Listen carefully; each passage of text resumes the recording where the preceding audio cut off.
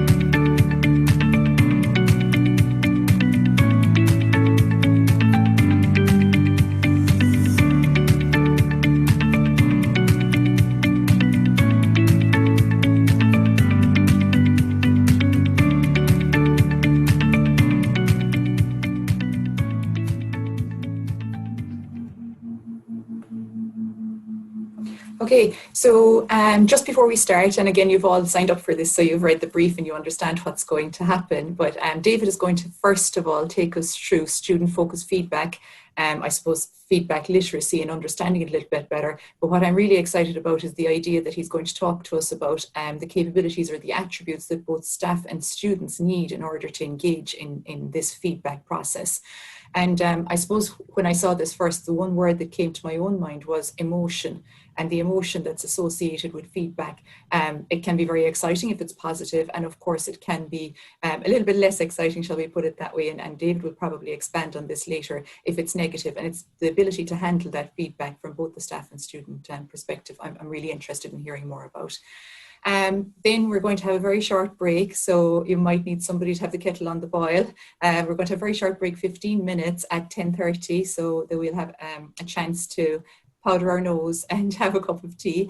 And then Naomi is going to come and talk to us about assessment design. And I suppose the idea when we're planning assessment, that we also plan opportunities for feedback, so the students that we often think maybe don't engage with the feedback that we give them, but we will provide, hopefully for them, after listening to Naomi today, opportunities where they can engage with that feedback and benefit from it. So I want to say a huge thank you again to both David and Naomi. They've been fantastic in responding. We're very excited actually when they said yes and agreed to do this. So we're really thrilled to have you here, and really looking forward to what you have to say. So I'm going to hand over to you now, David, and thanks again. Thank you very much, and greetings to you all. Okay, hopefully you can see my slides, and welcome everybody, and nice to be interacting with all of you, many of you in Ireland and around the world. If I may, I'd like to try and contextualize the event a tiny bit with a few comments about feedback research, feedback practice. When I first started doing research into feedback in 2003 and reading the literature, feedback was an under-researched area. Di Hounsell was one of the few people writing about feedback, and there really was a dearth of research studies on the topic. But now it really is a very hot topic, and every month there are a number of powerful articles coming up. So I just thought it was worth thinking, why has feedback gone from something that was quite neglected 17 or 18 years ago to something that is now very central in our thinking of one of the critical success factors in good teaching and learning in higher education? And I think part of it comes with the expansion of the scholarship of teaching and learning that has perhaps particularly expanded in the last 15 to 20 years. But I think more specifically, we have thinking around formative assessment, and people like Paul Black, Dylan William, John Hattie have been writing in the last 20 years or so about formative assessment and about the importance of feedback and the potential of feedback to raise achievement, but the complexity and the difficulties of arranging effective feedback processes. And in the last 2 or 3 years, the idea of feedback literacy has particularly come to the fore. Basically, the kind of capacities that teachers and students need to be able to make the most of feedback opportunities. And in the title here, I've mentioned both staff and students, because I think it's very important that there is a partnership of feedback processes between the teachers and the teaching staff, and between the students, the learners, and each party has important roles to play. So that's really my sort of opening statement. And as has already been pointed out, I'm quite an enthusiastic member of the Twitterati, and my Twitter handle is on the screen there. I will post the slides when we have the break. I'll post them onto Twitter in case you'd like to have a look, and I'll make them available through SlideShare and through the organizers. Okay, what I'm going to try and do in the next sort of 20-30 minutes is try and help us to conceptualize feedback processes, which is quite difficult and disputed territory. So I'm possibly going to challenge your thinking a little bit about what you think feedback is, and maybe the way I conceptualize it will probably be a bit different to how many of you conceptualize feedback. I'm going to make some ideas around what we've been calling new paradigm feedback processes. By the new paradigm, we mean moving away from a somewhat teacher-centered, teacher-fronted process to much more emphasis on the student in feedback processes. So what the student does to produce or generate feedback, and how the student can use feedback in order to enhance their learning processes. So a lot of emphasis on the student here. So what's the role of the teacher? Well, I'm going to suggest that one of the roles of the teacher in feedback is less to give comments and more to design a learning environment in which students can produce and generate feedback, and giving students opportunities to make judgments, to share views with peers. That's going to be kind of one of the issues, but I'm going to give you a discussion question in the middle, which will be, what are the capacities that teachers need in order to manage effective feedback processes? So if you want to be thinking about that as we go, that'll be something that will be a kind of focal point of the morning, the kind of capacities that teachers need in order to enable students to make the most of feedback opportunities.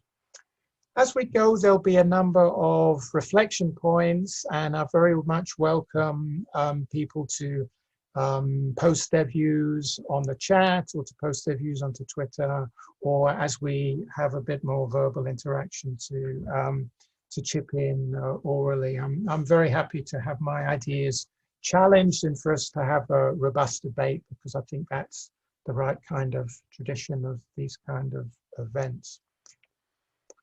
So my first reflection point, one of the reasons why I've been doing feedback research for a long time is that I find it actually has a lot of implications for the workplace, for family, for being an academic.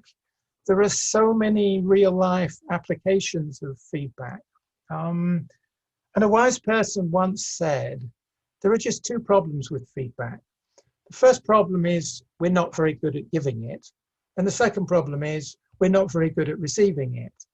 You know how it is, sometimes we don't want to upset the person we're talking to, so we tie ourselves in so many knots that actually the message really becomes obfuscated. And then on the other hand, sometimes you get very blunt feedback that is off-putting, and as Eileen hinted, the emotional dimensions of feedback can be very, very powerful, and it varies from individual to individual, and things vary from discipline to discipline.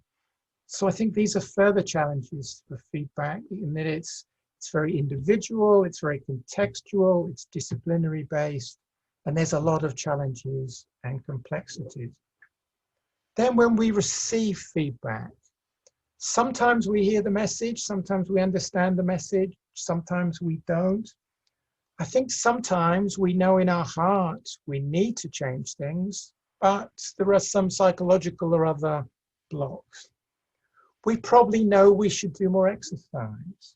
We probably know we should drink less alcohol, but it's sometimes very difficult. So people can give us that feedback, but whether we're actually going to do it is another challenge. So feedback, complex and difficult to manage, both as a giver and as a receiver.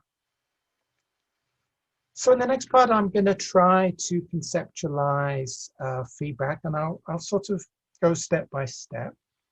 The paradigm shift that I'm talking about, and I'm using the term paradigm relatively loosely, but a shift in the way we conceptualize feedback away from the idea of delivering comments, more to what learners do.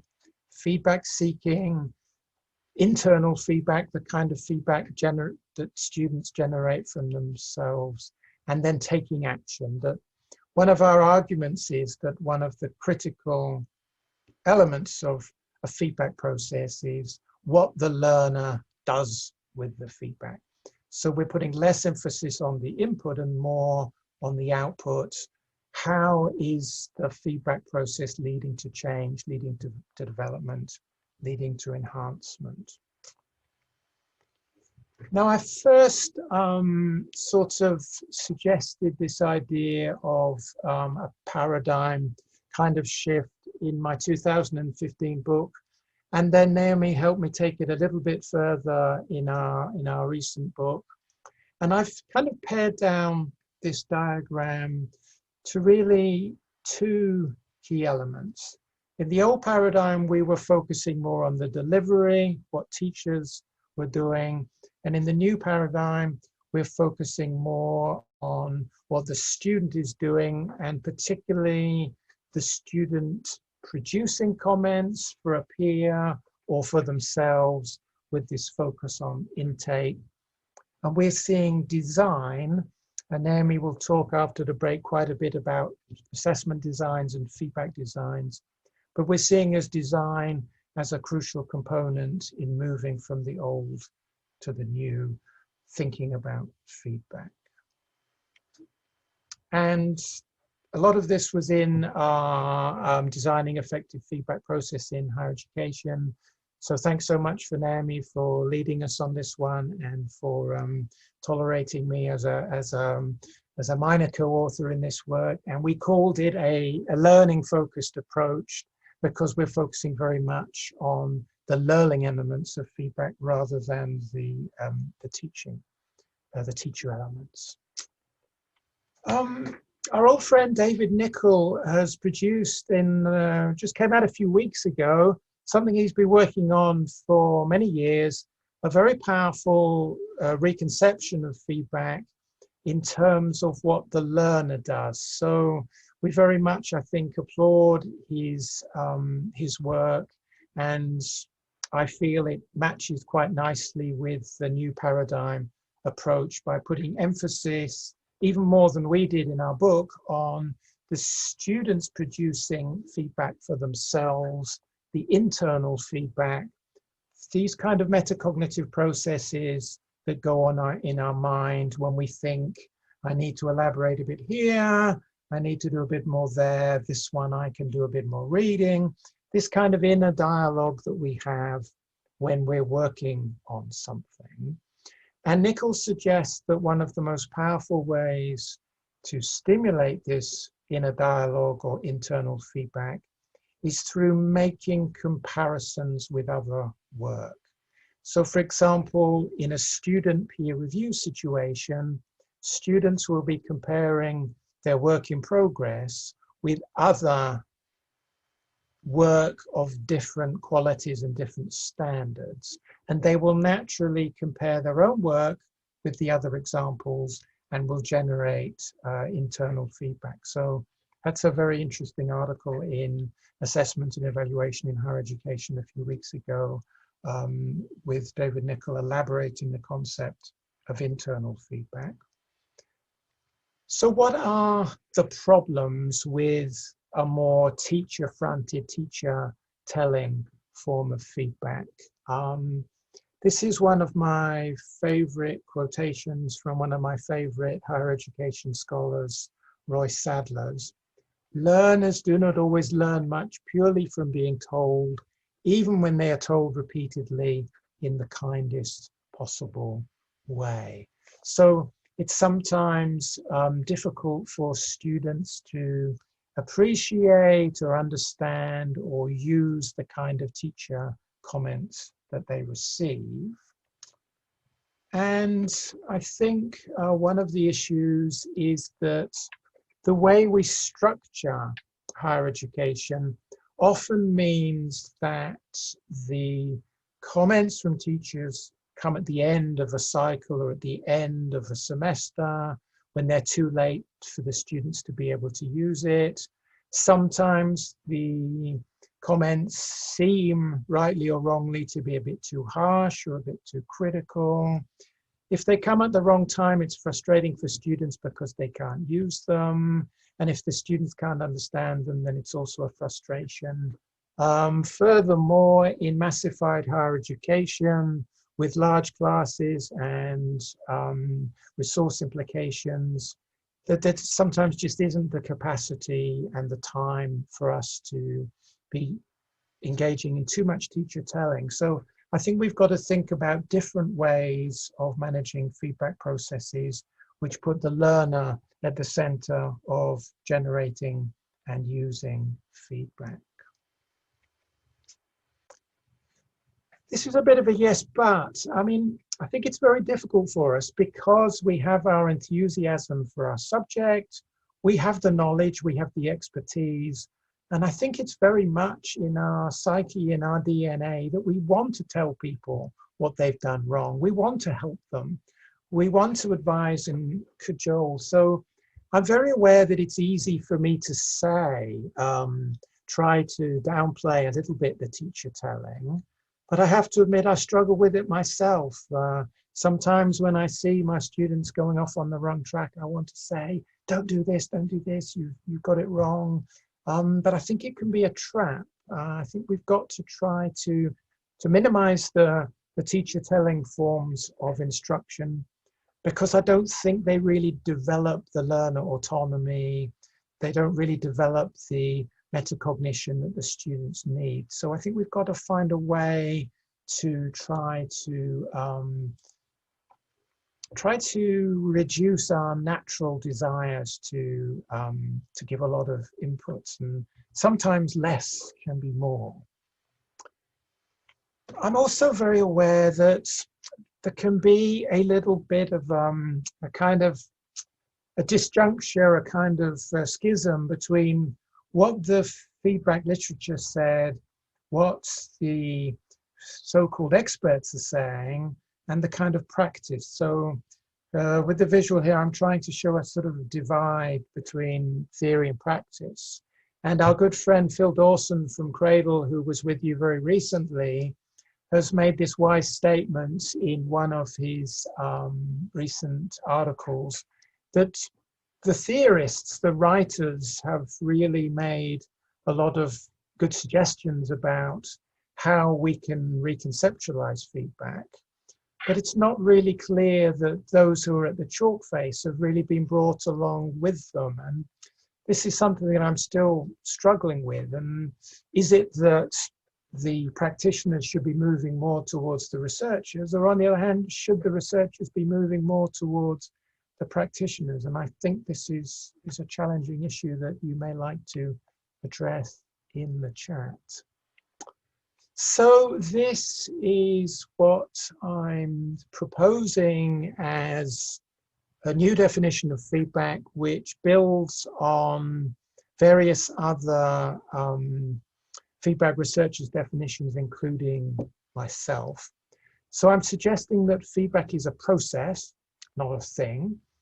I'm suggesting, in line with the new paradigm, that we need to put the learners at the center of the feedback process.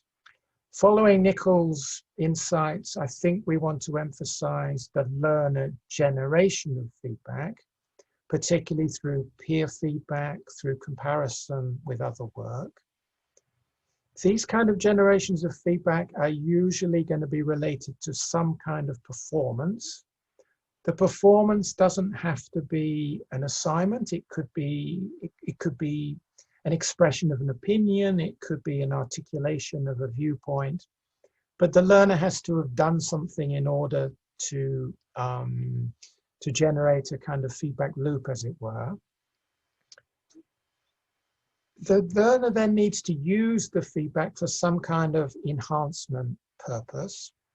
And I'm suggesting that enhancement may often be referring to work, but perhaps even more powerfully, it can be referring to learning strategies.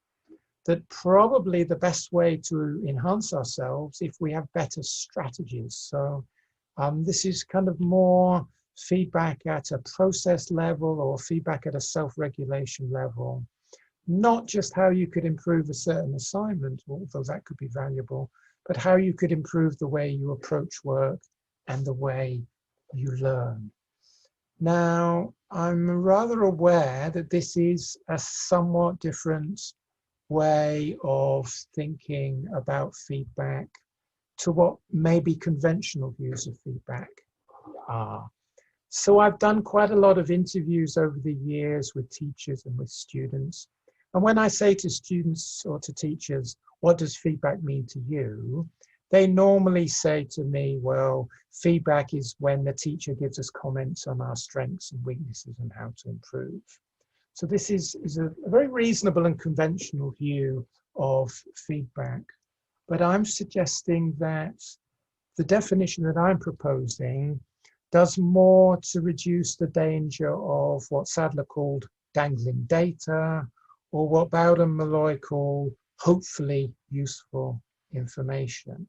It's trying to close a feedback loop or a feedback spiral. It's trying to indicate that feedback is much more than comments. It needs to be acted upon and used in order to make a virtuous kind of cycle. So that's how I'm conceptualizing feedback, but I'm very open to challenges, and I should say it's quite disputed territory. When we have conferences, continental Europeans often don't like the kind of conceptualization I've been proposing. Even in other jurisdictions, it can be very debatable. So plenty of things we can discuss there in terms of how feedback is conceptualized. But I think that's very much at the core of improvements in feedback, because if we're talking about different things, this could be very challenging. Okay, how might we implement the ideas that I've just tried to outline? And I'm suggesting two key strategies. The first one that I hope I've established a little bit in terms of Nicol and others' work on student peer review. The idea that through peer feedback, students are making judgments, they are composing comments, which is quite a rich cognitive process, and through exposure to other people's work, they are able to make comparisons with their work that can support them to generate internal feedback for themselves. And Nicol is claiming this self-generated internal feedback is the most important part of the process. So interesting and provocative work. The other main implementation strategy that I envisage in terms of the new paradigm of feedback is in the use of exemplars, samples of different quality that the students can compare their own work in progress with. Now, exemplars are something, again, I've struggled with for many, many years. And in the last few years, I've come to the realization that many of the things I was doing in the past were suboptimal. In the past, I often saw exemplars as ways of clarifying for students the expectations and illustrating for them some of the nature of quality. And I think that's still true. But recent work has suggested that probably the most powerful use of exemplars is midway through a learning cycle, not at the outset. In other words, before being exposed to exemplars, students would produce a draft or an outline so that they have some work in progress that they can compare with the exemplars. So it's changing the cycle a little bit. So the exemplar comes after the students have done a certain amount of work rather than at the outset. And many of you may have already realized that from your own experience in the past. But I think that's one interesting way of using exemplars. Now, whenever I talk about exemplars, the main challenge that teachers in higher education usually raise is that they worry that students may copy for the exemplar or may see the exemplar as a model answer. So I think there are two ways of tackling this challenge. One, as I've already indicated, for the students to do a substantial amount of work before being exposed to the exemplar. And a second strategy is that the exemplar can be on an analogous but different topic to what the student is tackling. So if the student was doing an aircraft design, the exemplar could be for a helicopter design. Or if the student was analyzing the philosopher Wittgenstein, our exemplars could be on the philosopher Kant. Or if they were doing educational theory of Vygotsky, the samples, the exemplars could be about Brunner, Piaget.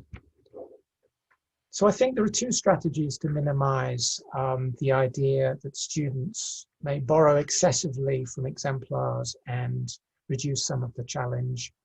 Work in progress first, and different kinds of exemplars to what they're doing. So as a reflection point, I would now invite you to kind of reflect on your implementation of peer feedback or student peer review. In the past, I sometimes put my students in pairs and they shared their work, but it seems the literature tells us that it works much better if they are trios or groups. If you work in a pair, you can only see one other sample, and that's not enough to generate the comparison process.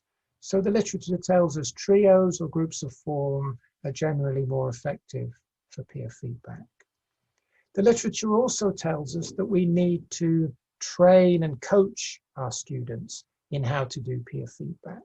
We can't assume that they know how to do it well. So quite a lot of issues, I think, that we learn through experimentation and in the literature. I've talked a bit about exemplars, also challenging. What about the digital affordances? Well, I think we can be using peer-to-peer audio feedback, peer-to-peer video feedback. We could have an annotated exemplar with a video-based commentary. So I think there are a number of issues there. And again, welcome your comments in the chat. Okay, I'll just introduce teacher feedback literacy, and then I'm going to invite you guys to move into breakout rooms and try and think a little bit about this topic. So what are the capacities, the capabilities that staff need in order to be effective at managing feedback processes? Now, I've been talking for about 25 minutes or so, so I think perhaps now is a good opportunity for you guys to voice out your views. I hope you don't mind going into breakout rooms. I've seen a lot of people recently saying they don't like breakout rooms, so apologies if I'm doing something that doesn't appeal to all of you, but I was just hoping that you might like to have a little chat around this topic. So you're sharing your ideas about what are the key capacities or skills or dispositions that teachers need in order to manage feedback processes effectively, however you conceptualize effective feedback processes. So what are the skills and capacities that the teachers need? That's the question. Welcome back, everybody. Would a few of you like to share some key points from your discussion?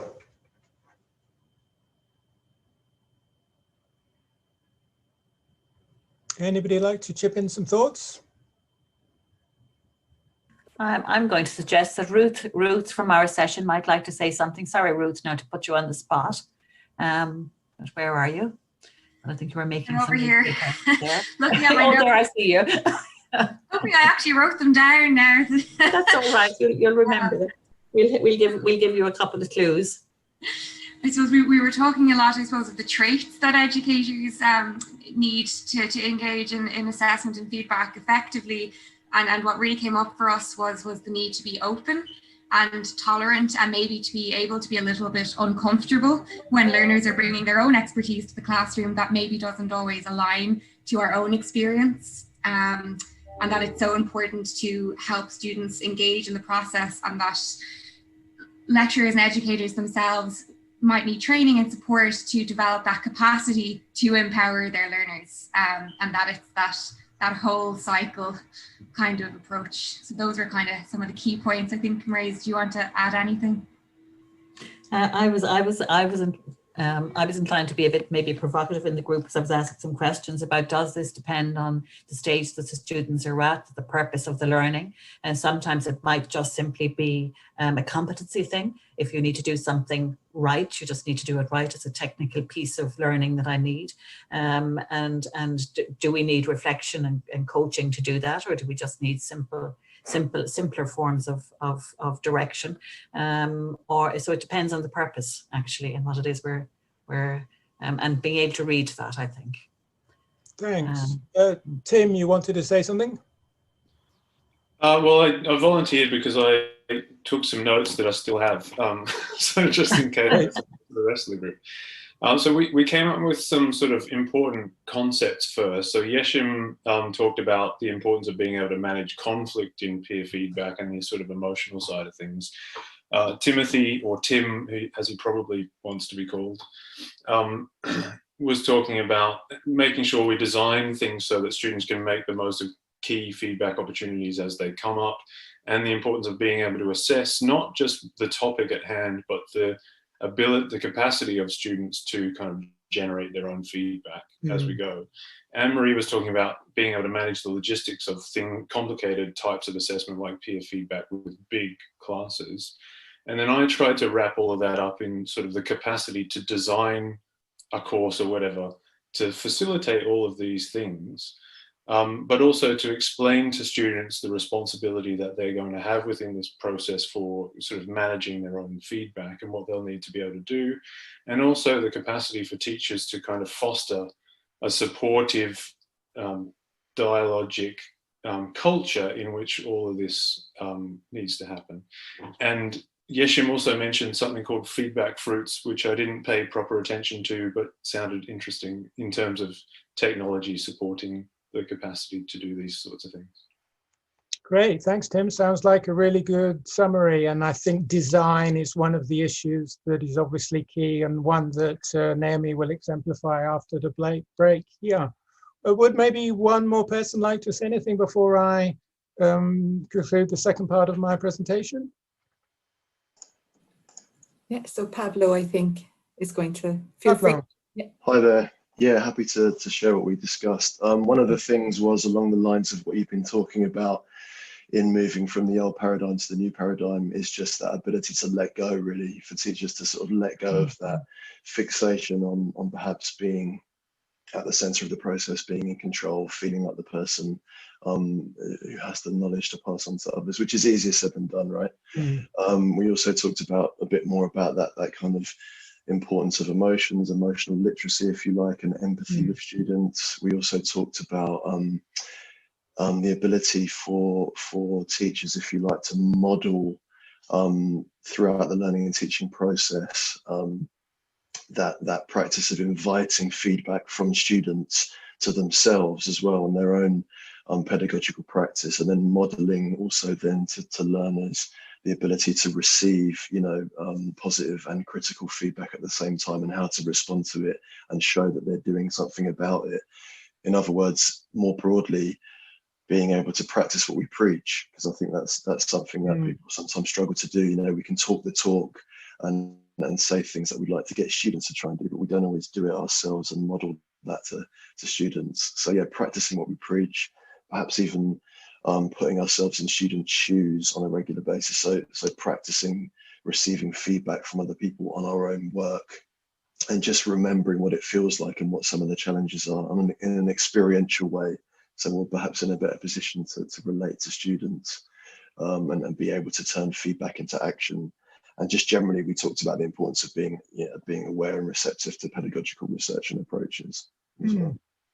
Yeah, thanks, Pablo. Great summary. Yes, this idea of modeling, I think, is very important, that we can actually model for the students our struggles with academic writing, the kind of peer reviews we sometimes receive on our outputs or our grants, how to kind of pick ourselves up from failures and rejections, how we learn from looking at other people's work, how we learn from doing peer reviews of other articles, other research grants. You know, if we were to sort of bring them into the guild of how one learns to do academic writing better, I think that can be a very powerful modeling process for the students.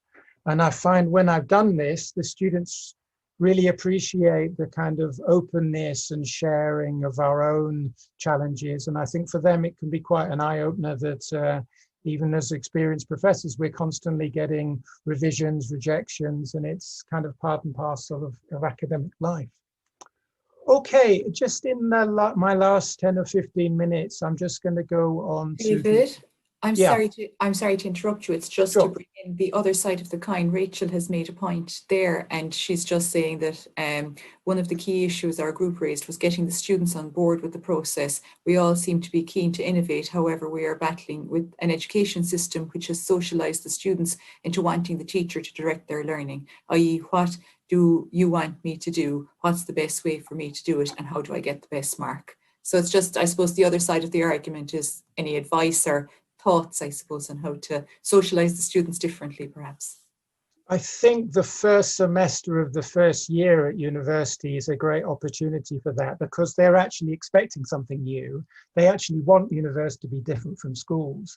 So I think if in the first semester of the first year, we can induct them into university ways of studying and doing, I think generally if they understand the rationale and they understand what you're trying to do, I think actually they generally welcome new ways of learning. I think sometimes they don't want university to be just like secondary school. So I think if we explain the rationale clearly for what it is we want them to learn and want them to do, we make it clear to them what they have to gain from being more independent, more autonomous, that we'll teach them how to judge quality, how to make judgments, that will develop their feedback literacy in a way. And I think that if these kind of things are articulated to the students persuasively, there's a lot of potential there and a lot of possibilities. But I think the first semester of the first year, I think, is important to induct them into new ways of thinking and new ways of working. But I'm a little bit conscious of the time, and I will try and speed up a little bit in the second half. So Naomi and I, in a recent paper in Teaching and Higher Education, we've defined teacher feedback literacy in this way, putting emphasis on students generating and using feedback for ongoing improvement.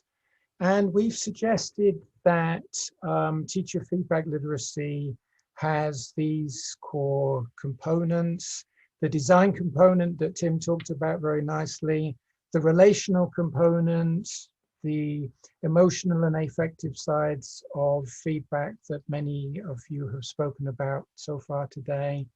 Obviously, there's also the practical dimension that feedback practices need to be doable, they need to be user-friendly, they need to be not excessively time-consuming, they hopefully are sustainable. And as I said at the outset, the idea that teacher feedback literacy and student feedback literacy are inextricably interlinked, that one of the aims of the teacher designs and the teacher capacities are to help the students get better at making the most of feedback opportunities, generating feedback, using feedback, etc. So the emphasis very much on design. So if the teacher role is less to give comments, it's more to design courses, to design learning environments whereby students are at the center of generating and using feedback.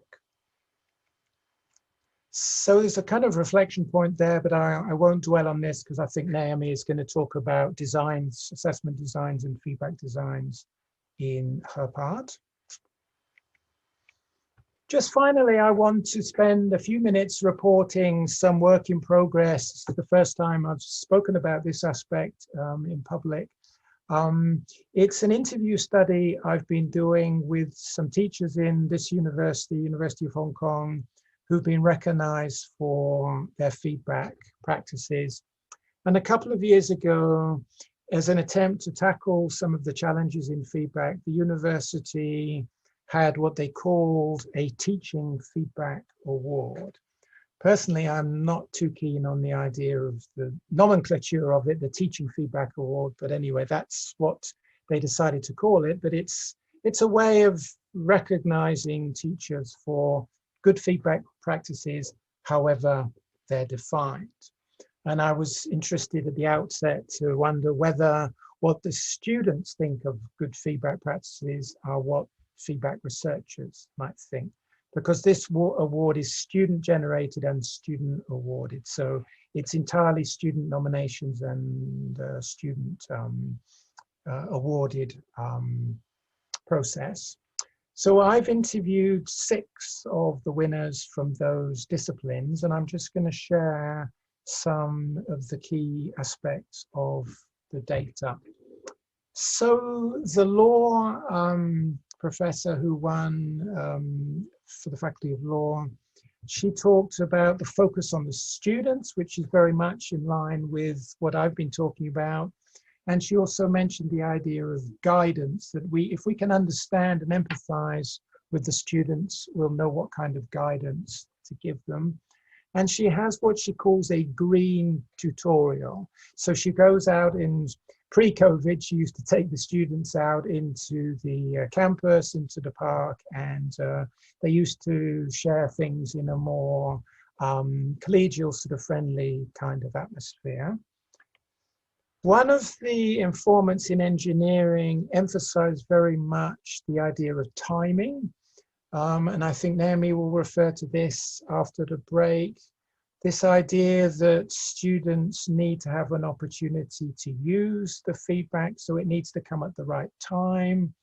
And she also emphasized here a few points, not overloading them with too much information, and the idea of the next iteration, the idea of potentially iterative process of task 1, task 2, work in progress being refined. So the timing element.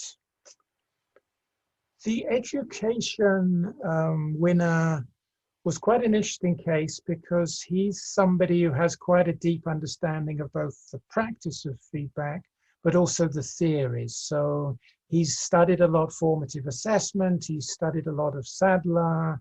He's a very smart guy who's trying to use his understanding of educational theory in the classroom.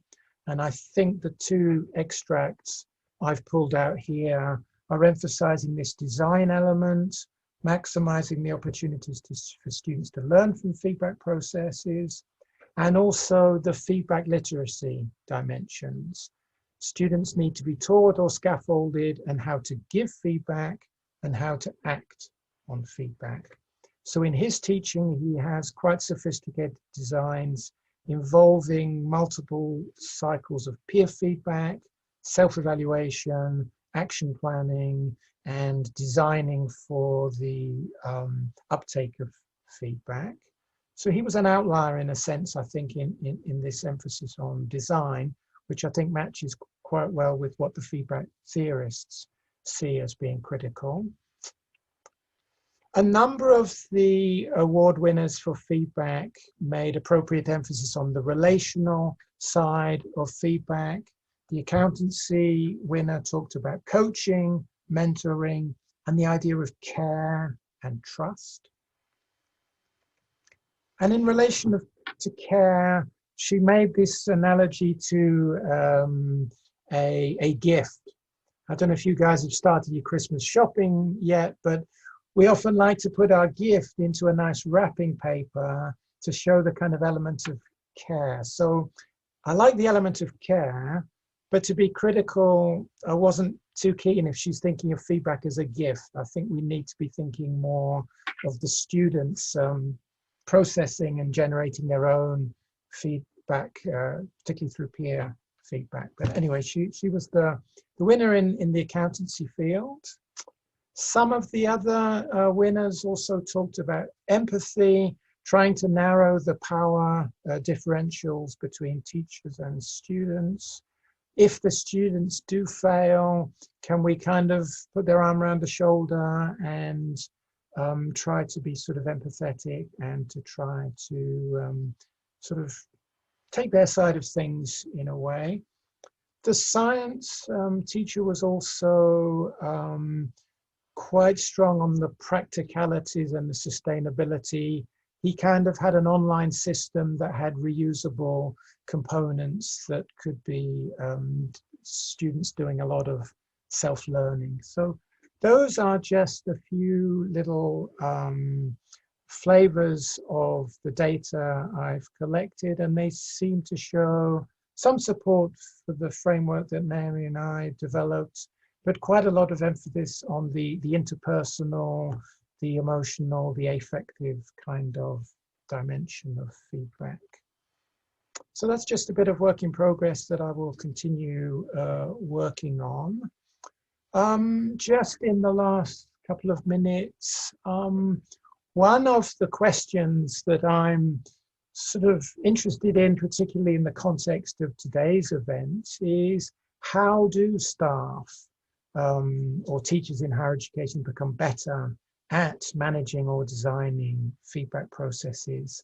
And in this visual, on one side, I have a more formal Centre for Enhancing Teaching Learning event where you've got some input from an external speaker.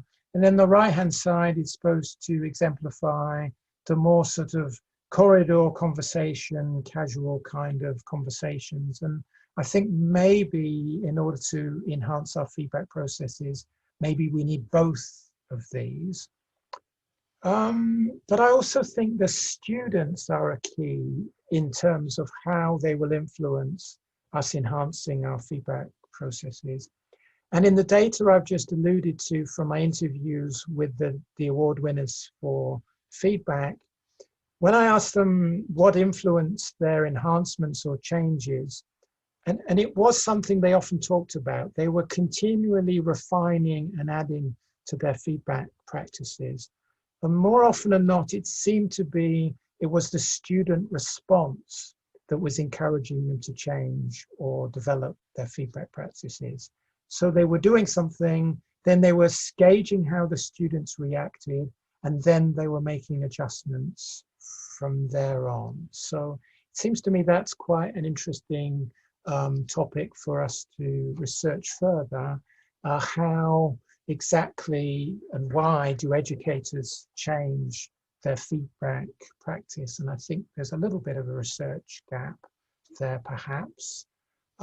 So I suppose in terms of reflections, I'm encouraging us to think about how and why we change our feedback practices. So just 1 minute before we stop for the break, I'd like to try to summarize what I've tried to share in my little presentation. Firstly, I've tried to put emphasis on what the student does in generating feedback, reflecting on feedback, metacognition around feedback, particularly highlighting David Nichols' recent work. I've tried to put emphasis on the teacher role in designing learning environments, in designing feedback sequences, which give students opportunities to generate and use feedback. And I'm envisaging feedback very much in line with the first 2 points as a partnership of shared responsibilities between teachers and learners, because it needs both parties, perhaps in different ways and in complementary ways, with the teacher designing and the students generating and acting. So there are some references, and I will post the slides on Twitter during the break. But I think probably my time is up, so I will hand back to Eileen. Super, David. Listen, thank you for that. We have a few minutes for questions if anyone has any burning question, but we could equally well take a break and have a cup of tea or drink of water, whatever is most appropriate. So maybe if somebody has maybe one burning question or a comment that they would like to give, and then we can all take a short break and come back and, I suppose, learn how to design all of these strategies so that we build the feedback, or the processes, I suppose, so that the students can use the feedback. Would anybody like to comment or ask a question at this stage? No pressure. I must say I'm going to be a little bit opportunistic, and because David Nicol is sitting here on the top right hand side of my screen as I'm looking at it, we might have a comment or two from David. It would be nice before we have our tea. Dear David, would you like to say anything? Me or David Nicol? David. Yeah. I'd hate to have David Nicol in the house and not invite him to engage in the conversation. But maybe he's reluctant. Oh, you're muted, David Nicol. David Ella, Maurice. Yeah, David Ella, the other David.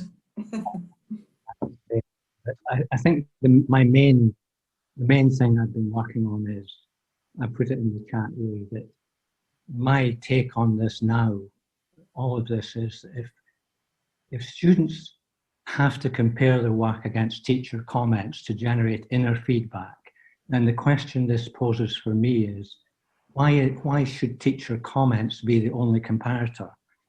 Well, I carried out a program of research to investigate what students would generate if they were given other comparators, either singly or in combination. And what I found was the students could generate most of the feedback a teacher would give them by doing that, because they have to make comparisons anyway. But they would, if I asked them also, what do you want from the teacher? They would still say, I want something from the teacher. But it's kind of moving the students away from this. I think the question, and to raise this for students, is to talk to students about how they actually do learn. I mean, if you say to them, what did you look at as you were producing this assignment that you've just produced? They'll say, well, I went online and I looked at some resources. I checked out my thinking in the textbook. I checked the previous lecture notes I produced. And what you say is, well, you were comparing your work against all of these things and you were generating feedback. It's not that inner feedback's just generated by those comparisons, but all feedback is generated through a comparison process by comparing what you've done or what you're thinking against something else.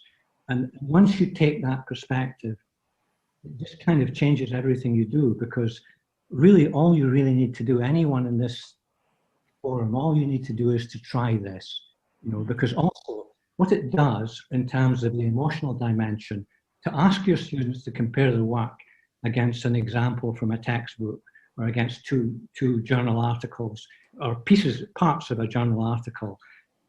There's no emotional investment. They don't have to comment on someone else's work. They don't have to receive comments from someone else. They don't even have to receive comments from you. What they're doing is they're engaging in an act that they see as valuable. And it turns out that making these kinds of comparisons is very, very engaging for the students. So you need to introduce it to them. But I didn't find I had any difficulty convincing students of that, because they know they're doing that. I mean, it's just that teacher comments are really a drop in the ocean of the feedback that students are generating while they're producing some work. So why have we focused so much attention on the commenting aspect and not on all these other informal processes that are going on? The trick with the informal processes is to turn them into formal processes. So I am comparing my work with other things. But if I say to you, what I'd like you to do is to look at your work, look at this work, and make a direct comparison with your own, and tell me, what did you learn from doing that? Completely different story. It transforms everything. I really like that in part, David, because for a moment when you were speaking, I was thinking that one of the things the students always want as well is a little bit of almost a clap on the back from us. So it's that they get that though from the fact that we're willing to give them our time to discuss what they've learned. Yeah, I like that a lot. And the thing is, I'm not saying that teacher comments are not valuable, but I would end load teacher comments. Let them generate what they can.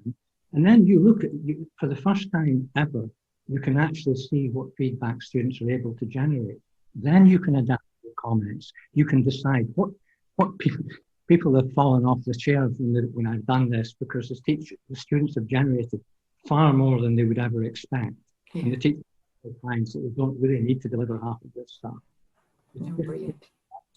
And David's brilliant recent article is called "The Power of Internal Feedback, Exploiting Natural Comparison Processes in Assessment and Evaluation in Higher Education." And it's open access, so you don't even have to log in to read it. Wow, super. Thank you, David and David Ella, and thanks for responding so generously when we put you on the spot. So now, Eileen, and earlier I didn't actually introduce Eileen, but since we have everybody's attention now, just before the break, I want to introduce you to our colleague, Dr. Eileen O'Leary.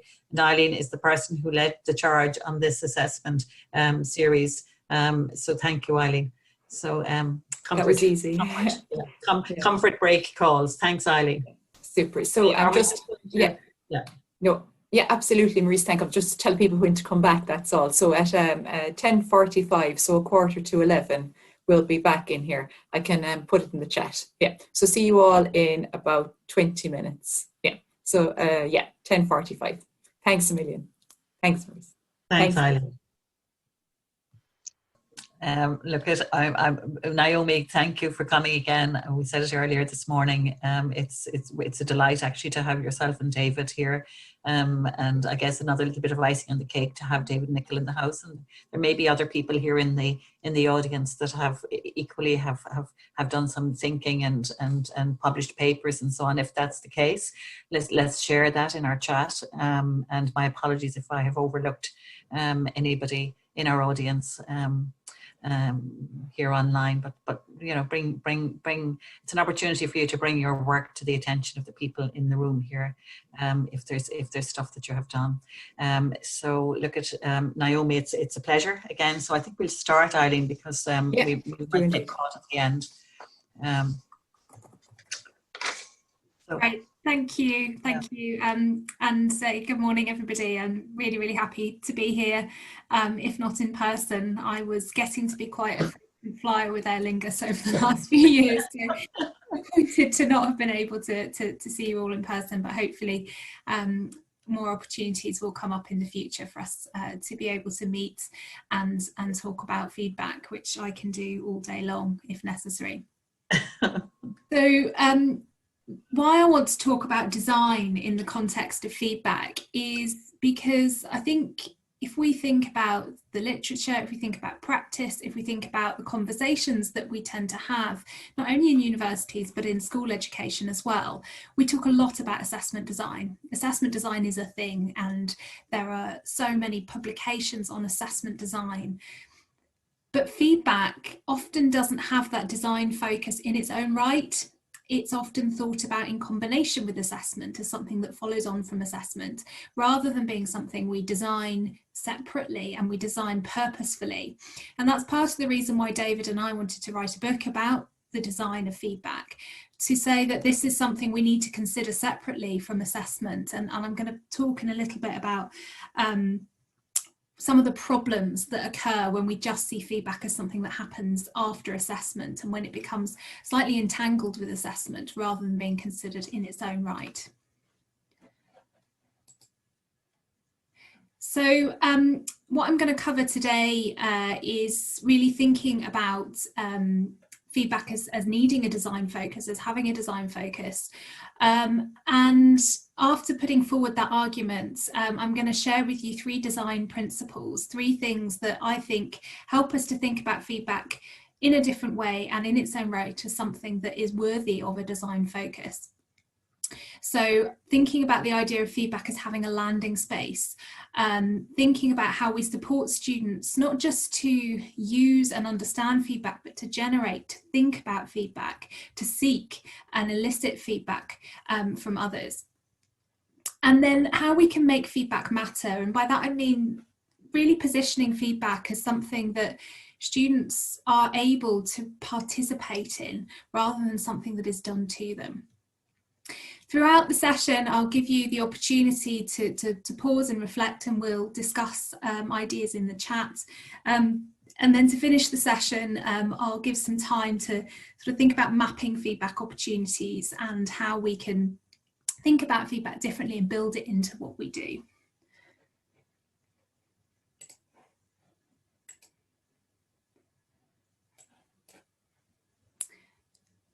So I want to start by just sharing a little bit with you about why I'm interested in this idea of engagement with feedback. And it's something that has been part of my work now for about 5 years.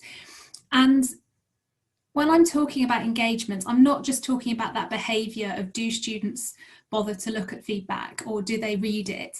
I'm actually thinking about engagement from a psychological perspective, as my background as a cognitive psychologist. It's thinking about all of the internal processes that take place throughout a feedback process, and that process is very detailed and complex, and it involves far more than simply comments or simply discussions around feedback. It's about how we process information.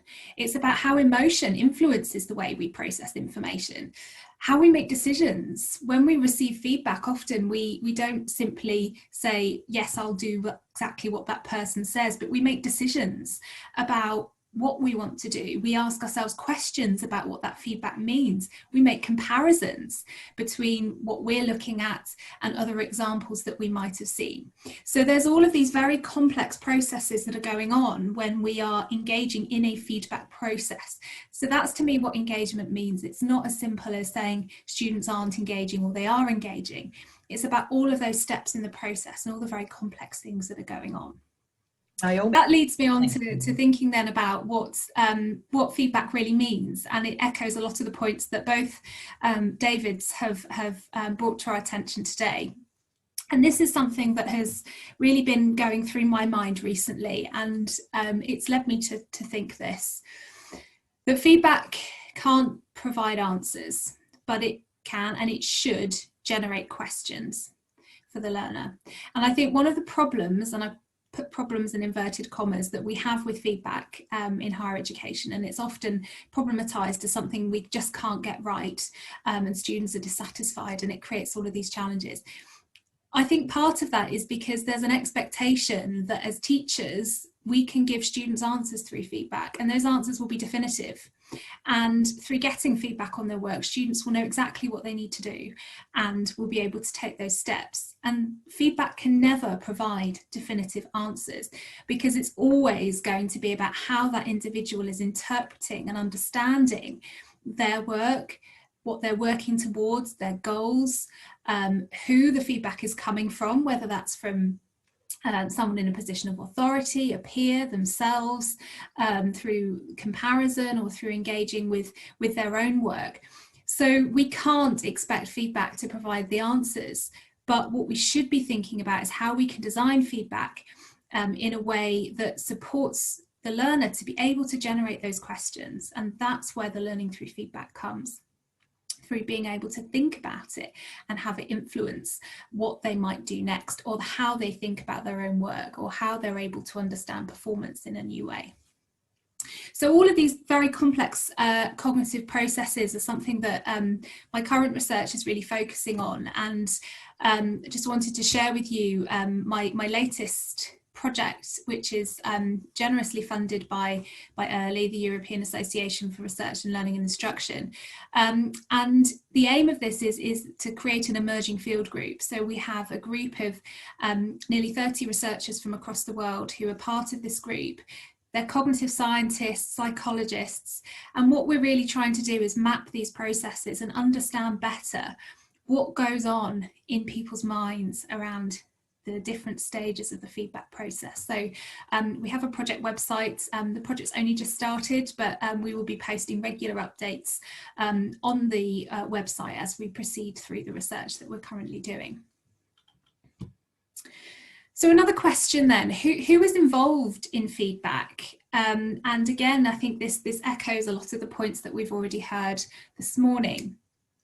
I often find it quite puzzling that in learning and teaching and the way in which we enact classroom pedagogy, we've moved a long way from the didactic lecture, particularly in the last 8 months. The large lecture has all but disappeared, and I hope it doesn't make a large-scale reappearance again once this pandemic is over. But we've moved away from that. We expect, even in a lecture setting, our learners to be engaged, to be doing activities, to be asking questions of themselves, of each other, of us, to be discussing, to be working on activities. And so we've repositioned our thinking about learning and teaching away from what the teacher does to what the student does. And this goes back to the work of John Biggs, which for a long time has directed our thinking about learning and teaching to focus on student activity and participation. Yet in feedback, we still expect the teacher to be the one driving the process. It's predominant in our models of feedback when we talk about delivery and provision and giving feedback. And we forget that in the same way as in learning and teaching, we need to involve our students and they need to be part of that process. Exactly the same applies in feedback. And it shouldn't be, as David Nichols said, it shouldn't be the fact that the teacher is the definitive source of feedback, and feedback comments themselves are the only way in which feedback processes can be stimulated. So involvement in feedback has to be driven, for me, by the learner. Teachers can facilitate, they can design, they can create opportunities and spaces for these processes to happen, but they cannot be directing the feedback process, because then it stops being a feedback process. It becomes something very, very different. It is trying to give the answers rather than create a space where those questions can be generated. So that leads us on to this what I see as quite a problematic relationship between assessment and feedback. And I'm talking in very general terms about what I see as dominating the paradigm of feedback and the practice of feedback. I'm aware of some really brilliant practices, and I'm going to share some of these as we go through, where people have started to think differently about this. But on the whole, I think we see assessment and feedback a bit like this, that feedback is the caravan that follows the car of assessment. It's coupled onto the back, it's towed along by assessment, as in we think about assessment first and assessment happens, and then we think, well, we should give some feedback along with the grade. And that is the dominant model of feedback in education. Grades and the work is done, it's assessed, and then there's some feedback provided after that has taken place. And what this does is positions feedback not as something that is important in its own right, or that has a design focus in its own right.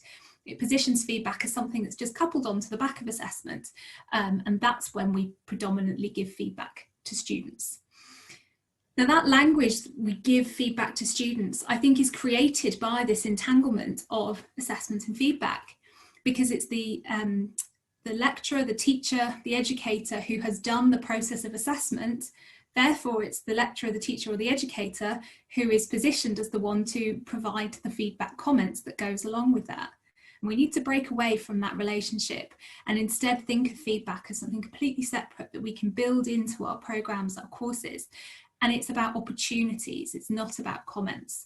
And we'll talk a little bit about what some of those opportunities look like and how we can create them for our students. So this argument is one that another David Bowd and I put forward in an article earlier this year, where we argued that assessment and feedback have become tangled in policy and in practice. You just look at something like the UK National Student Survey, where assessment and feedback are assessed together in a single dimension. Now, when we think about the way in which we measure things, such as personality traits, for example, in a questionnaire, we look for different factors and we measure with subscales different factors. And to me, putting assessment and feedback together in one sort of facet of that evaluation is the same thing as saying that we can evaluate somebody's neuroticism and their extroversion together in a factor and a facet of that evaluation. they're very, very different, and we would never measure them together and conflate them as subscales of an instrument. Yet that's exactly what we do with things like the National Student Survey. So what we put forward in this paper is that if feedback is always something that goes alongside assessment, and assessment design comes first and feedback is coupled onto the back of that, this creates constraints. And a lot of these constraints minimize the impact of feedback on learning. They minimize the opportunity for those complex feedback processes, whatever they involve, to actually have an impact, a long-term impact on students. And a lot of these constraints come from the system. And it's something that I think is really important for us to acknowledge. And I made this point in the chat earlier when we were talking about teacher feedback literacy. That when we're talking about design, it's very easy to put all of the responsibility on an individual teacher or educator to do the right thing and design things in the right way. But actually, they don't always have the agency to do that. Our systems and our structures sometimes put constraints on that process, that we can't always design things in the way that we want to, because of things like the timing of exam boards as being one really clear example. So I think we need to remember the constraints that come from the system as well. As I mentioned, the other problem that we have with this entanglement of assessment and feedback, where feedback is coupled onto the back of assessment, is that it naturally focuses our attention on feedback comments, externally generated feedback comments, as the primary impetus for a feedback process to occur. And that's not necessarily the case. It ignores the fact that at any point in the cycle, students can and will be generating feedback for themselves. But then we all narrow our attention on this little bit of formal feedback that comes in a feedback form right at the end of the process, rather than supporting our students to really understand really complex feedback processes that they can set in place themselves. They don't have to wait until we've marked their work and they're getting some comments on a feedback form. So some of the challenges that we talk about in the paper, and I'm not going to talk through these in detail, is just the way in which we are inhibited in our thinking and our practice around feedback by this entanglement of assessment and feedback. Seen in the chat earlier on this morning about students' grade focus and primarily focusing on grades rather than the feedback information that might be more beneficial for their learning. And that is created directly by this entanglement. And if we are to separate out feedback and the opportunities we provide for those feedback processes to occur from the formal assessment situation, then we're naturally moving that constraint out of the way. But there are three things that I'm going to focus on today. So some of the strategies that I want us to think about are how we can support students eliciting and seeking and generating feedback information for themselves, rather than this rather outdated model of the teacher being the definitive source of information. How we can repurpose some of the time that we might spend as teachers on providing comments to a different part of the cycle where they can have more impact. And how we can design feedback into courses where the use of feedback or the reflection upon feedback is built into the process and is valued. And finally, thinking about ongoing creation of feedback. So one of the challenges, again, we have with this focus on comments that come after an assessment is it tends to put things in little boxes, and that assessment is done, so those comments go with that assessment, rather than students being able to curate and map development through their engagement in feedback processes over the whole course of a programme. Just very briefly, I wanted to mention a couple of things about why feedback design matters to students, and why sometimes they can feel completely disempowered in feedback processes because of the nature of the design that we set up. So got a few example quotes here from focus group studies that we've done over the last 4 or so years with students. Different contexts, but some of the comments that they've brought up have been very similar. And the first one is that students really need to feel a connection in feedback. Often in a mass higher education system, we have a modularized approach. And I noticed programmatic approaches to assessment were being discussed in the chat earlier, which is great. But again, on the whole, we're looking at modularized systems. And it means that as a teacher, we're just looking at one tiny bit of the puzzle, and we may not know what students have done before, and we may not really understand what it is they're going to go on to do next. And so our comments are very much focused on that particular piece of work. Whereas for the student, what they're doing is building up a picture of their development with each piece of assessment they do by comparing the work that they do at one stage of their programme to work they do at another stage of the programme. They're able to reflect upon and stimulate those questions they might ask about their own work and their own development. But the modularised system really takes that apart and encourages this piecemeal approach. And so students can find it very difficult to see that feedback that is generated from one context has relevance to another. And they say things like, that piece of work is done, so that feedback is not useful, it's done. And the opportunities to really apply feedback, again, is where we can build in more of these complex processes. Because as you apply feedback from one task to another, you're naturally thinking about, well, what do I need to do differently? And what did I do last time that perhaps I want to keep doing? And how can I adjust some of the approaches that I'm taking? It's generating those questions. The second challenge here is really about ensuring students are able to see that feedback matters, and that by engaging with feedback, by seeking feedback, by generating feedback, is meaningful for them, and it is actually able to do something that they can tangibly see.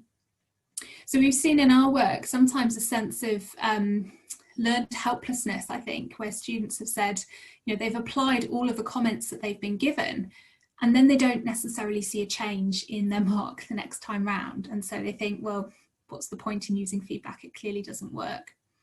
And the problem here with this quote, if we think back to some of the conversations earlier on today, is that it's placing that emphasis on the teacher's comments and placing those comments as the definitive answers, that if I do everything they've told me, I'm automatically going to get a higher mark.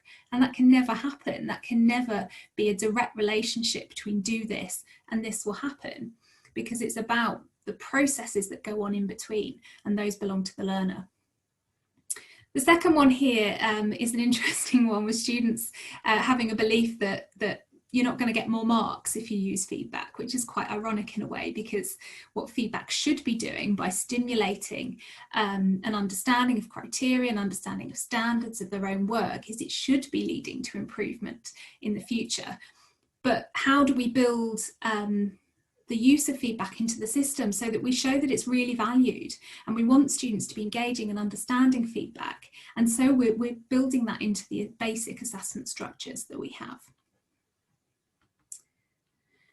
So I'm going to pause there for a minute and just invite you to think about what to you are the purposes of assessment and feedback. I don't think they have the same purpose, but they're often sometimes seen as having the same purpose. So how would you define the purpose of assessment and the purpose of feedback? What's that key difference? And I'd invite you to post your reflections in the chat if you're happy to share, so that we can see the diversity and perhaps the commonality in our perceptions of the purposes of assessment and feedback. So I'll give you a couple of minutes to think about that and to post your response in the chat if you would like to.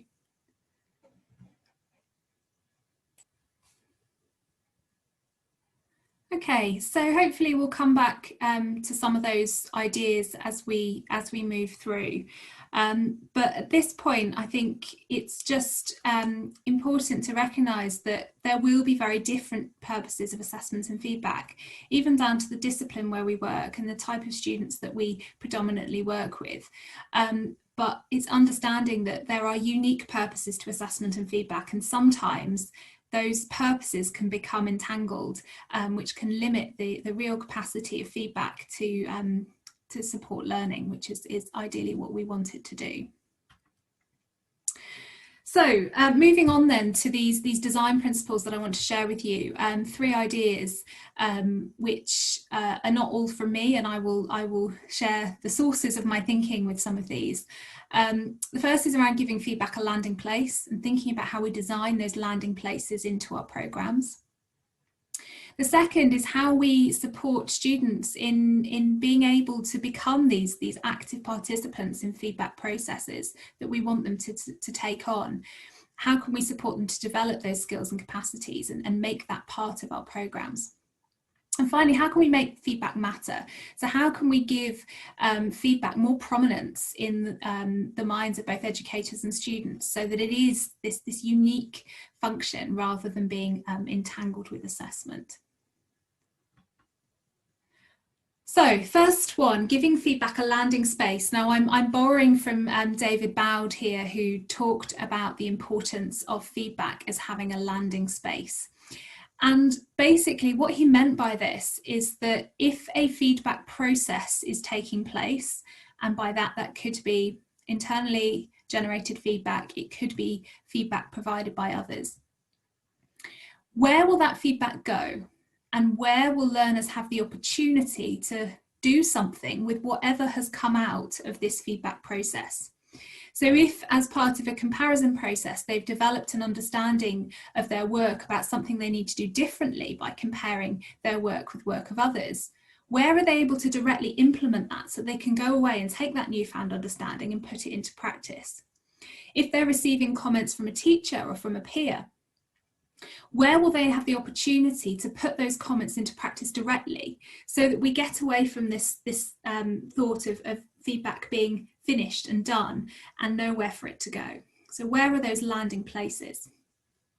Now the picture on the left here is one that I took a couple of summers ago now at a university in the UK, and I walked through a corridor to go to the ladies' toilets, and I passed this set of pigeonholes on the side of the corridor, and all of the students at this point in time had gone home for the summer. This was in the middle of July, and yet there was all of this marked but uncollected coursework sitting there in the corridor.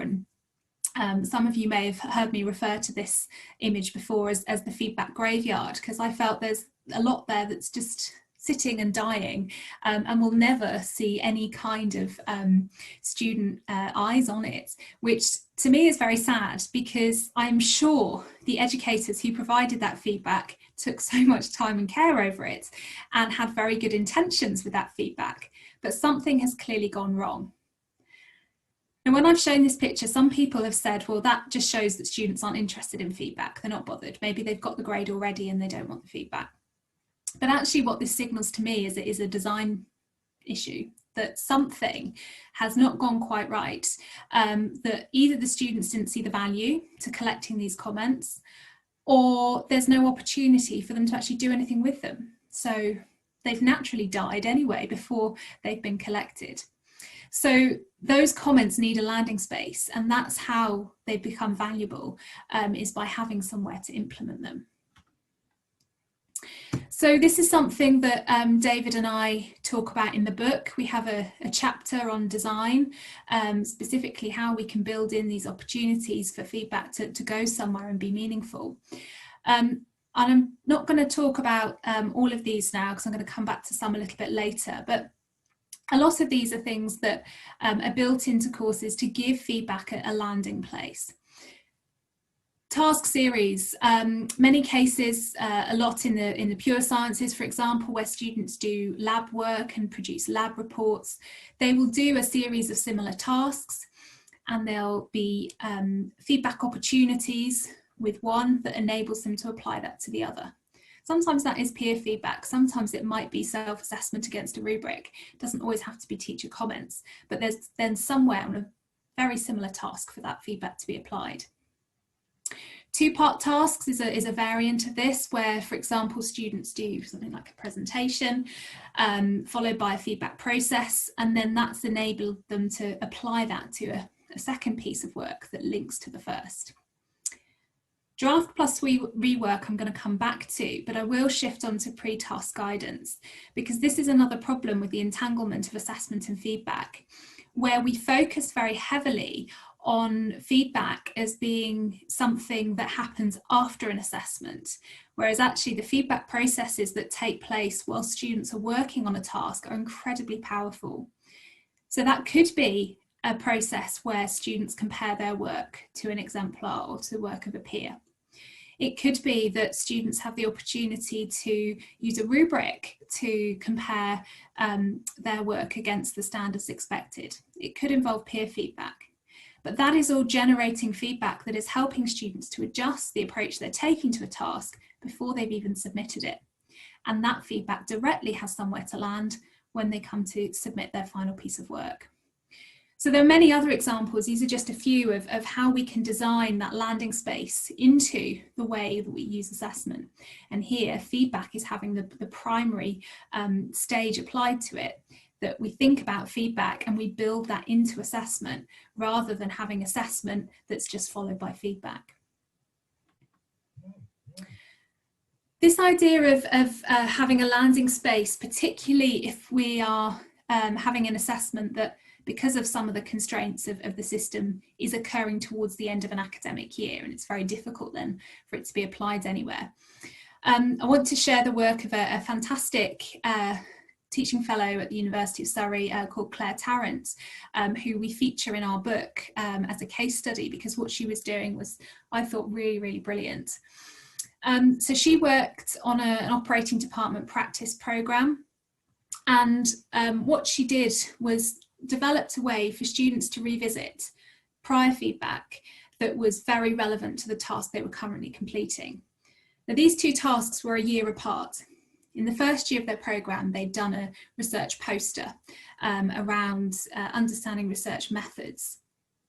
And then in the second year, they had to do an assessment which was a critical review of research literature.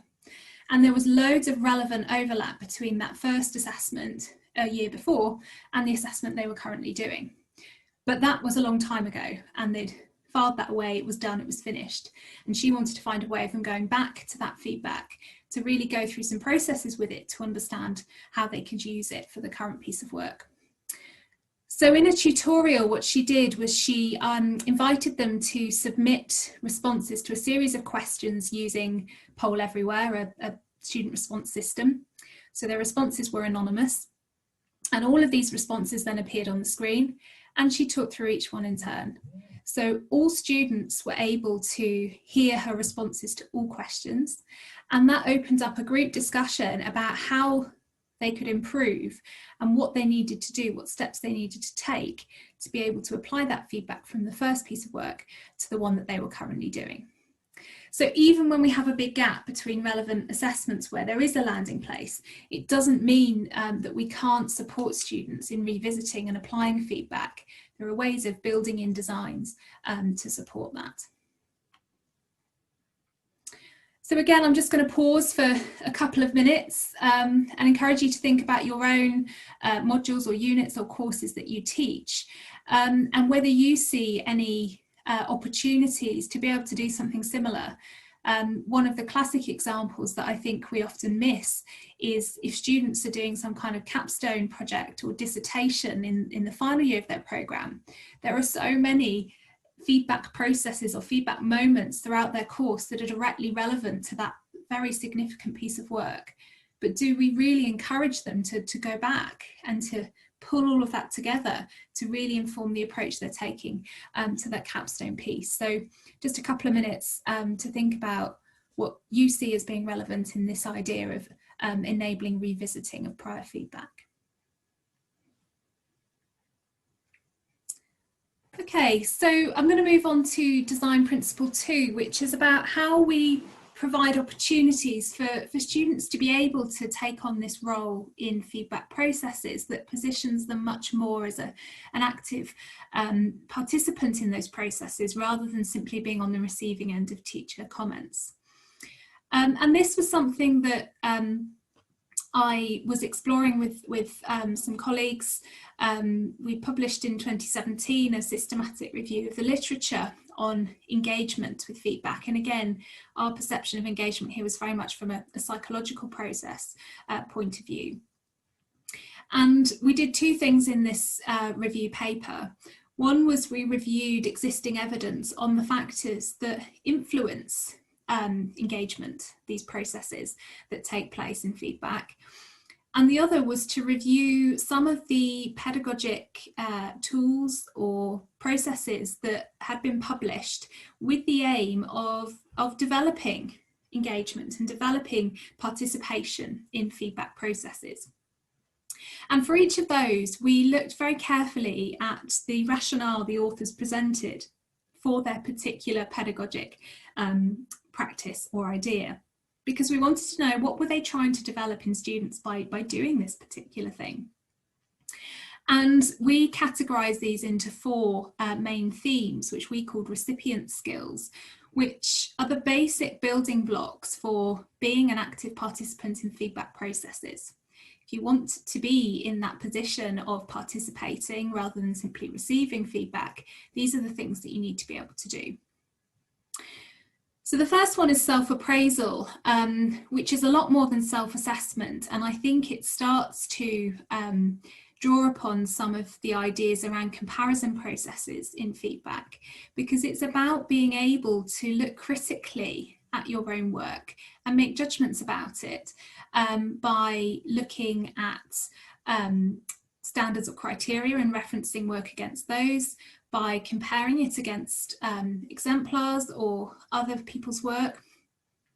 And that naturally leads to participation in a feedback process, because it generates questions and it generates thinking about what that work actually means and how it can be improved.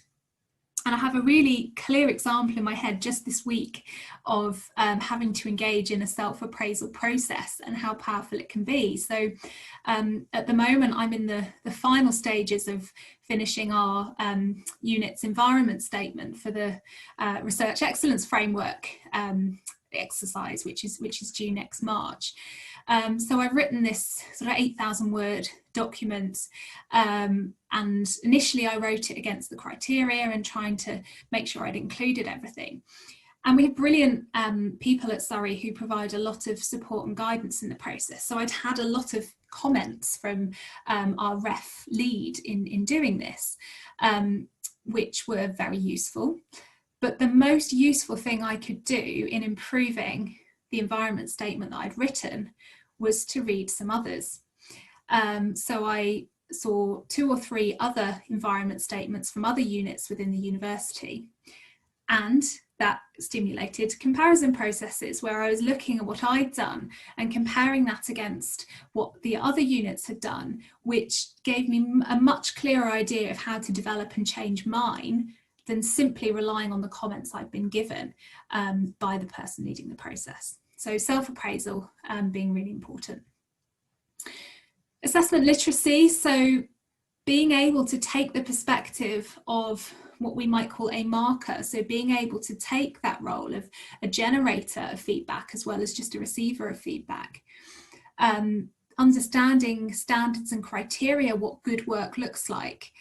It's very difficult to improve on the basis of feedback if you don't know where you're trying to get to, and that's where assessment literacy comes in.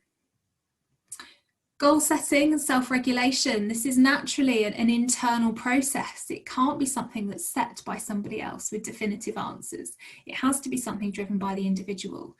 Knowing where you want to get to and how you're going to get there, and adjusting behaviour as you go through, that you might try one strategy in your work and find that it doesn't quite work, and so you have to go back and try something different. And finally, motivation. So David Carlis once called the use of feedback hard graft, that really engaging in a feedback process, generating, thinking about it, trying it out, evaluating how that's gone is a lot of hard work, and it takes time. And so we have to be willing to put in that hard work to be able to see the benefits of engaging in feedback processes. So these recipients' processes are great, but I don't think they're things that we've become pre-equipped with knowing how to do. They're challenging processes, really challenging. So how can we support students to develop those skills so that they can be more active participants in the process? So as a result of the project that we had funded by what was then the Higher Education Academy in the UK, we developed a toolkit of resources to support students in developing these skills, having the opportunity to try them out, to see how they got on and to adjust so that they could become more active participants in feedback processes. So we developed, in partnership with students, a guide to using feedback, lots of student comments, advice, tips in there. A workshop, so a set of resources and activities that can be done with students. Either they can do them independently or as part of class time to practice and try out some of these skills. And finally, the building blocks for a feedback portfolio to encourage students to curate feedback, which I'll come back to a little bit later. The toolkit's freely available to download. Everything's downloadable as Word files and can be freely edited to fit particular context. And some of the evaluation that we've done of this suggests that it does have a positive impact on the development of students' feedback literacy. So another great example from practice that I want to share with you, again, this is a case study in our book. My very great friend and colleague, Rob Nash, is a lecturer in social psychology at Aston University. And he and I worked together on the toolkit, and he decided to embed this very clearly into his teaching. So rather than this being bolt-on learning development, skills development type work, he wanted to build this into one of his modules so that feedback was fundamentally a part of students learning about the discipline as well as learning about the importance of feedback. Now, psychology is probably a bit of a gift of a discipline for doing this, because there are so many overlaps between the processes that I'm talking about. I mean, they are psychological processes. So it was perhaps very easy for him to do this in this discipline. So he embedded a receiving feedback theme into his module. Every week he'd teach the standard sort of theories and models of social psychology as he would normally, but he reserved the last 15 to 20 minutes of the lecture session to take that theory and apply it to feedback using some studies he'd found that show how that particular social dimension or social approach changes the way people respond to feedback. So it was embedded within the whole programme. He then built in a feedback workshop, which was based on the toolkit, to support students in thinking about feedback and their role in feedback and how they could seek, generate, as well as use feedback to inform learning. And then the assessment he gave the students to do was an essay where they had to write about their own responses to feedback, but had to analyse that through the lens of these social psychological theories that they've been learning about. So they were interpreting their own behaviour using the course content. And this is a really nice example, I think, of embedding the development of students' feedback literacy within the curriculum. And this idea that Rob embedded within his module became an inspiration for David, myself, and another colleague of mine from Surrey called Kieran Ballou, to think about how could this work in other disciplines beyond psychology. It can't just be the case that there's a particular affordance here. This will probably work in lots of other disciplines. So this paper, which is very shortly to come out in higher education, we've called discipline-specific feedback literacies.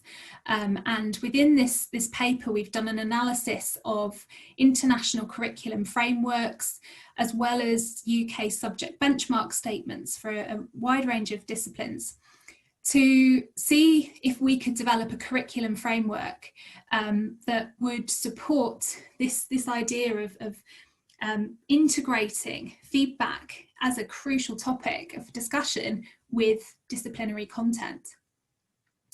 And so here are some of the dimensions of our curriculum design framework where it's possible across disciplines to embed the feedback literacy with the disciplinary content.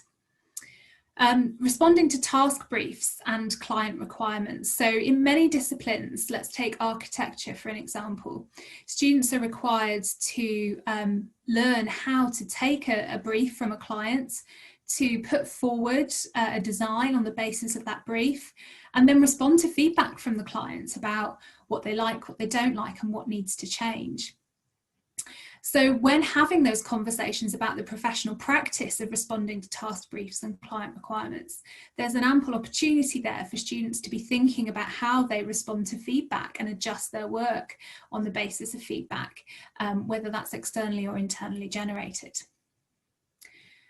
Reflection on and evaluation of professional practice. So there are many disciplines where students are required to demonstrate their capacity to evaluate their own practice and practice of others. So in a lot of the allied health disciplines, for example, there is very clear evidence of the necessity to be able to evaluate practice, to come out of a situation that you might have been in a practice setting and reflect on what happened, how it made us feel, what actions were taken as a result.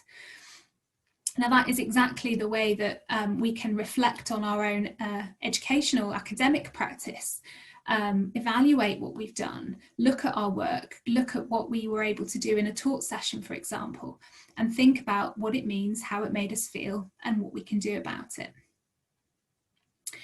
Promoting behaviour change, we saw many disciplines in our analysis where students need to learn about behaviour change as part of their development in that discipline. And it may be that, for example, we have a student in nutrition and dietetics who is learning about how to work with a patient to support behaviour change in eating and their diet. Now, in the same way that if that patient doesn't respond to the feedback, they're not going to see any change in outcomes. That opens up a conversation about the importance of responding to feedback, for example. The mechanisms of learning, supporting others to develop. So there are many disciplines, psychology is one, education is another, where that actual learning process is part of the curriculum. So there's a really natural space there for talking about feedback, what it means, how to engage in processes and to maximise their impact. And finally, learning about cognate concepts. So part of the project also involved a consultation with academics where we asked them about the concept of feedback and what does this term actually mean in your discipline outside of education. And we saw, for example, in many of the pure sciences, the word feedback having a particular meaning. And we had one lecturer from chemistry talk about assessment as a catalytic reaction, that you have the components and if it works, it creates this kind of spark that comes out of it. So there are many examples within our curriculum framework of these kind of discipline-specific concepts that align with feedback and that give us a space to engage in those conversations. So once again, I'm going to pause there and invite you just to think about your own discipline and whether you see any of these overlaps between feedback as a concept and concepts within your discipline, and how you could perhaps incorporate these discussions about feedback, the importance of engaging in feedback processes, using concepts that come up within that discipline or skills within that discipline. So I'll give you a few minutes. Again, please share your ideas in the chat because it's always really interesting to see different disciplinary perspectives on feedback and what that actually means. Might be useful then, Naomi, in that instance, in case it's not clear for people to indicate what discipline they are in. That would be fantastic. Yes, thank you. Some examples here from healthcare around bridging the gap between undergraduate and postgraduate learners, acting upon patient feedback as a key source to drive lifelong learning. That's really important. I think that is not just a skill, but that's a mindset to develop within learners, that they engage with and act upon feedback from their patients as well as from peers within clinical settings, and that drives lifelong learning. So that's exactly the kind of thing that we want to be able to support students. pronunciation task with feedback and then doing a pronunciation task again. So again, a very direct situation where feedback leads to a particular outcome that can be tracked within that skill. Medical education, really good example. I think the literature on feedback in medical education is more advanced than in pretty much any other discipline. And I think that's because it is so fundamental to, exactly as you say, Judy, clinical reflections, and how that is part of the process of becoming a practitioner. Sometimes harder for them to reflect on their own performances. So again, yeah, that's something that maybe links into how we can support students to develop the capacity to analyse their own work and generate their own feedback. It is challenging, and it's challenging in practice, and it's challenging in education. Example here from education, relevance of acting upon feedback, becoming a reflective practitioner, listening to the student voice. I think that's such an important one, because we can model to students our own engagement with feedback, whether we're in a classroom of 4 and 5-year-olds or a lecture full of higher education students, listening to what students are saying, building upon their behaviour to see, well, this is working and this maybe isn't, and developing practice in that way. Great. I'll just pick another one.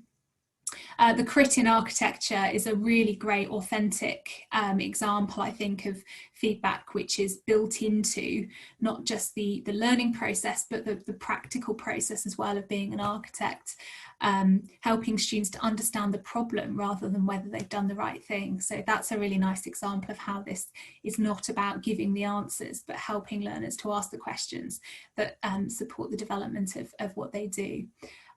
Brilliant, thank you. I will have a look back at some of those in a minute and maybe pick up on some more if we have the time. So finally, design principle 3, making feedback matter. And I think this is a slightly different approach, because it is then focusing on perhaps the opportunities that are provided for students and how we can show that they have value. So perhaps one of the reasons why feedback may not be read or may not be used or implemented is because there's very little use that students perceive to doing that.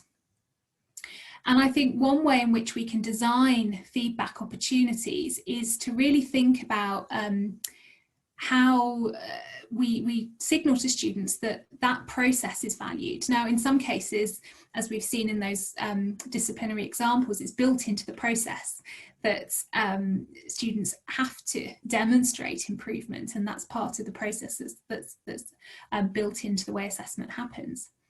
But in other ways, we can build this into programs, and one of the examples we talk about in the book is about the use of drafts and formative feedback.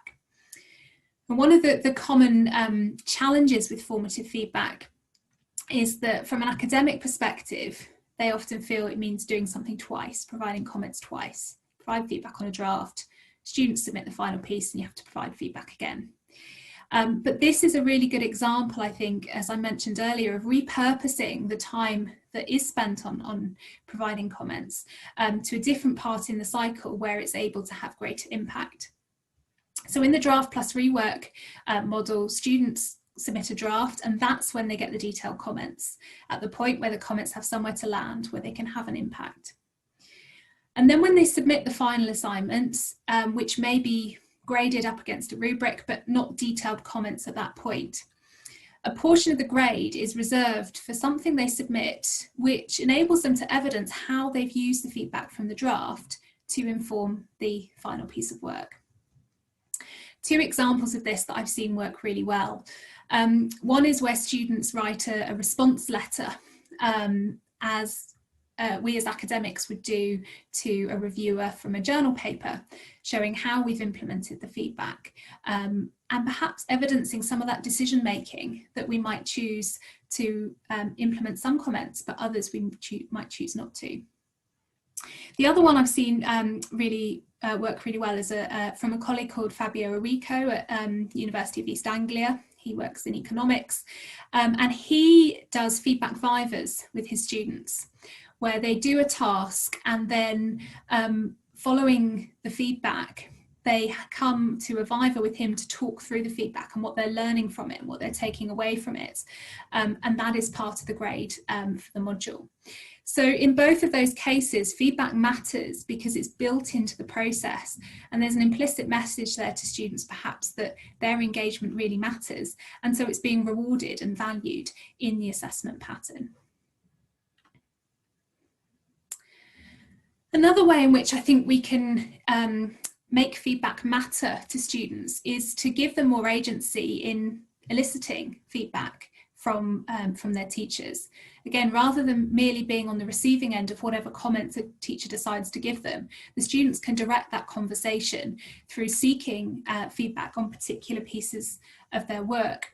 And this also stimulates a comparison process with their own prior work, where they can think about what happened last time, what were they told to improve, and what do they particularly want to know about in terms of how they've improved this time. So again, we have a case study in the book, some colleagues from the University of Newcastle, and their use of interactive cover sheets, which have been written about in the literature, so you may have already heard about. And when students submit a piece of work, they submit a reflective cover sheet with the work, where they're invited to explain how they've used prior feedback to inform that piece of work, and to select some key things they would particularly like their teacher to comment on when looking at their work. And they have to choose those themselves by looking at their work, perhaps looking back at previous work and thinking about what they would really like to hear about. So it helps to connect pieces of work by enabling the marker to say, well, I can see you'd worked on your critical thinking, and this is where I can see you've improved on that.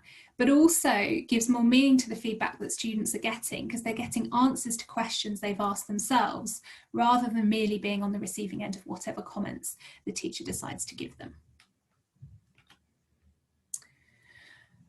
One other way in which I think we can make feedback matter is to encourage students to see feedback as an ongoing process, and not just something that comes after one piece of work and then a different set of feedback comes after another piece of work. So this e-portfolio, the feedback engagement and tracking system, was something we developed out of the original toolkit, which we designed again in partnership with students.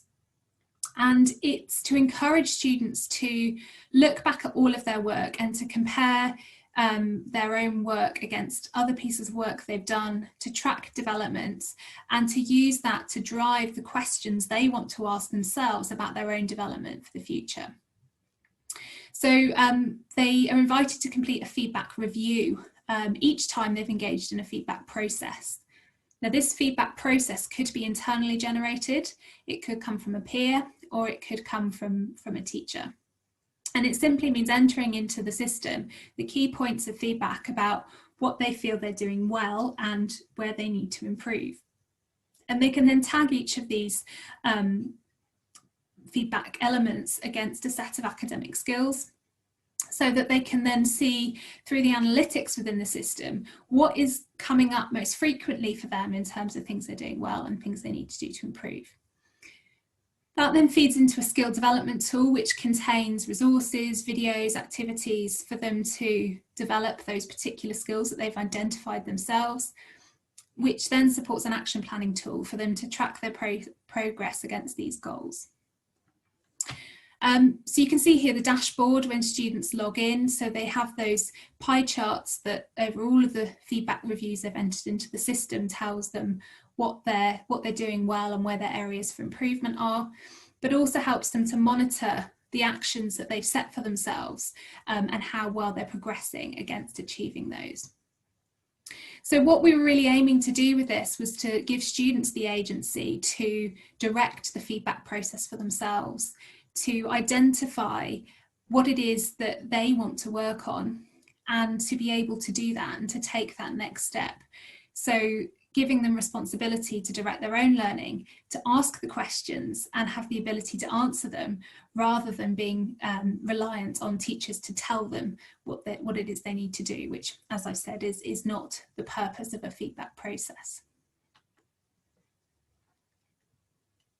What we're all thinking about at the moment, I think, is the online learning context. So I just wanted to flag up a resource that came out of my lab, which we shared back in the spring, which is an infographic with examples of how to embed feedback opportunities within the online learning context. And it includes a section on how we can give individual feedback, but also how group feedback processes can also stimulate the generation of feedback for individual learners. So in some ways, there's a comparison process that goes on there between the work the student has produced and generic cohort level feedback. By comparing that feedback that's been given across the whole cohort, what generally was done well, what could be improved, by comparing that against their own work, it helps students to generate personalised feedback that relates to their own work. And we have a resource in the toolkit that takes students through the steps to do that. So just wanted to flag up that resource.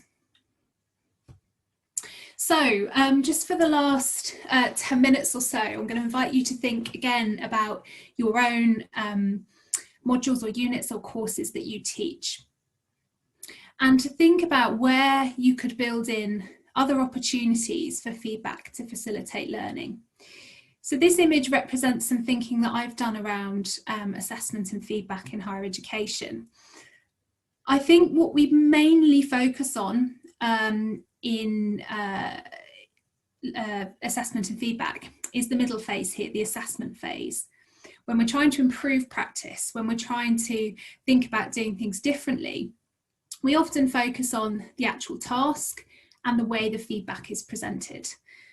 Little tweaks like changing the feedback form, for example. Those are all really just focused on a tiny, tiny part of the feedback cycle from the perspective of the student. So what we've been thinking about here then is what happens before that assessment phase takes place. How can we support student learning before they submit the work? And also as crucial, the consolidation phase. How can we support students learning after their work has been assessed so that they're able to continue to think about feedback, to ask those questions that enable them to take more from it? So some questions I would put to you then is to think about a particular assessment and feedback cycle that you might be involved in, and to think about these questions. What opportunities are there, as it currently stands, for students to generate their own feedback during that key preparation phase, as they're working on a task, as they're working towards something?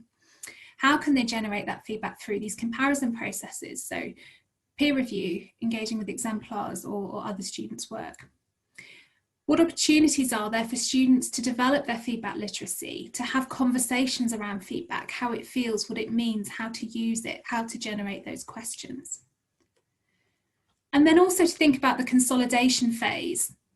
So in your particular context, your particular module or unit, where can the feedback land? What opportunities are there for students to really use that feedback and apply it somewhere? How could you support students to synthesize and understand feedback comments? And by synthesize, I'm thinking about pulling together comments from lots of different pieces of work, but also pulling together their own internally generated feedback with the external feedback that they may get from teacher or peer. And how can we support students to apply feedback? How can we make feedback matter so that it's meaningful? So I'm just going to give you 5-6 minutes just to think about a module or a unit that you might teach, and ask yourself some of these questions.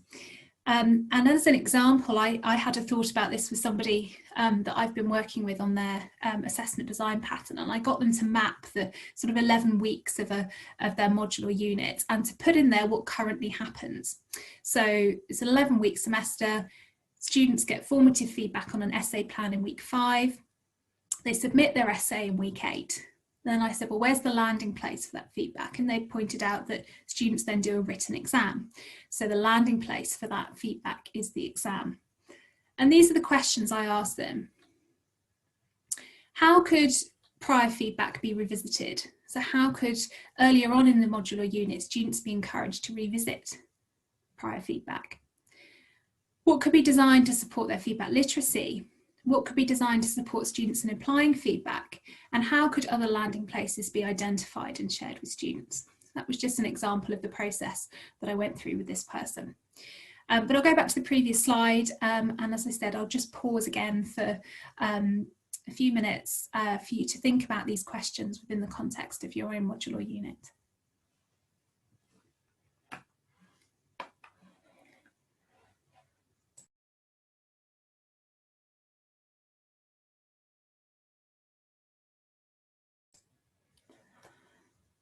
Okay, just being mindful of time, I'm going to wrap this up now, just with a few key take-home messages from what I've been talking about and what we've reflected on.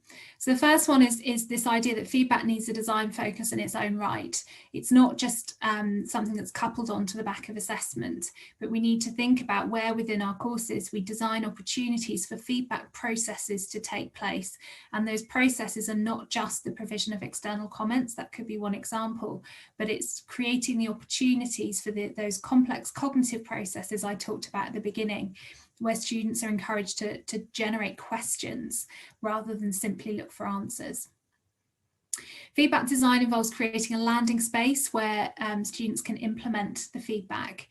That may not be a simple transition of saying this particular comment on this task is so relevant to this task and therefore it directly applies. When we think about our professional lives, the feedback that we receive or that we generate, there is application, but sometimes it's not a straightforward path, and we have to reflect upon it and unpack it, synthesize it in order to be able to see where that application point is. And that's a really key skill that students need time and opportunity to develop. It's not always a simple, direct, linear application from one to another. And finally, if we want students to have these more active roles within feedback processes, we need to create space for them to develop these capacities, because these aren't easy things to do. And in not all cases, but in some, students are socialised in prior stages of their education in being reliant on teachers giving answers through feedback. And so we need to create an environment where we're able to say to them, some of these things like generating internal feedback is really crucial. You're going to need this throughout your working lives. It's tough, and this is how we'll support you to develop those skills. Same with peer feedback. For peer feedback to work well, it needs time to develop those skills and for students to learn about how to direct those conversations with others. So we need to find space to do that too. So at that point, I will pause, move on to, I think, opportunities for some discussion, but just to thank all of the brilliant research assistants who've been involved in these projects that I've talked about today.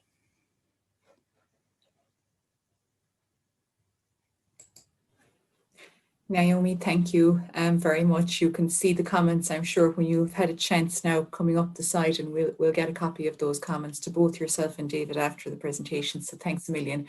Everyone has, I think, left with food for thought and many questions. So if anyone has something that they would like to ask now, I'm sure that both David and Naomi would be happy to engage in the discussion and even be challenged a little bit, maybe. We've got a lot of nodding heads in the audience, so maybe there's some going sideways. So yeah, feel free to turn on your mic at this stage and to ask the questions. There's no problem. And your videos as well. Yeah.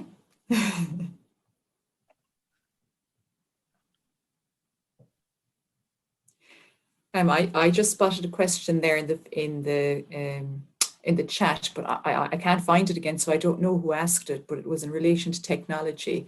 And the question centered around any thoughts on how perhaps technology is inhibiting the feedback processes, I think was the slant on the question. So if anyone would like to pick that up.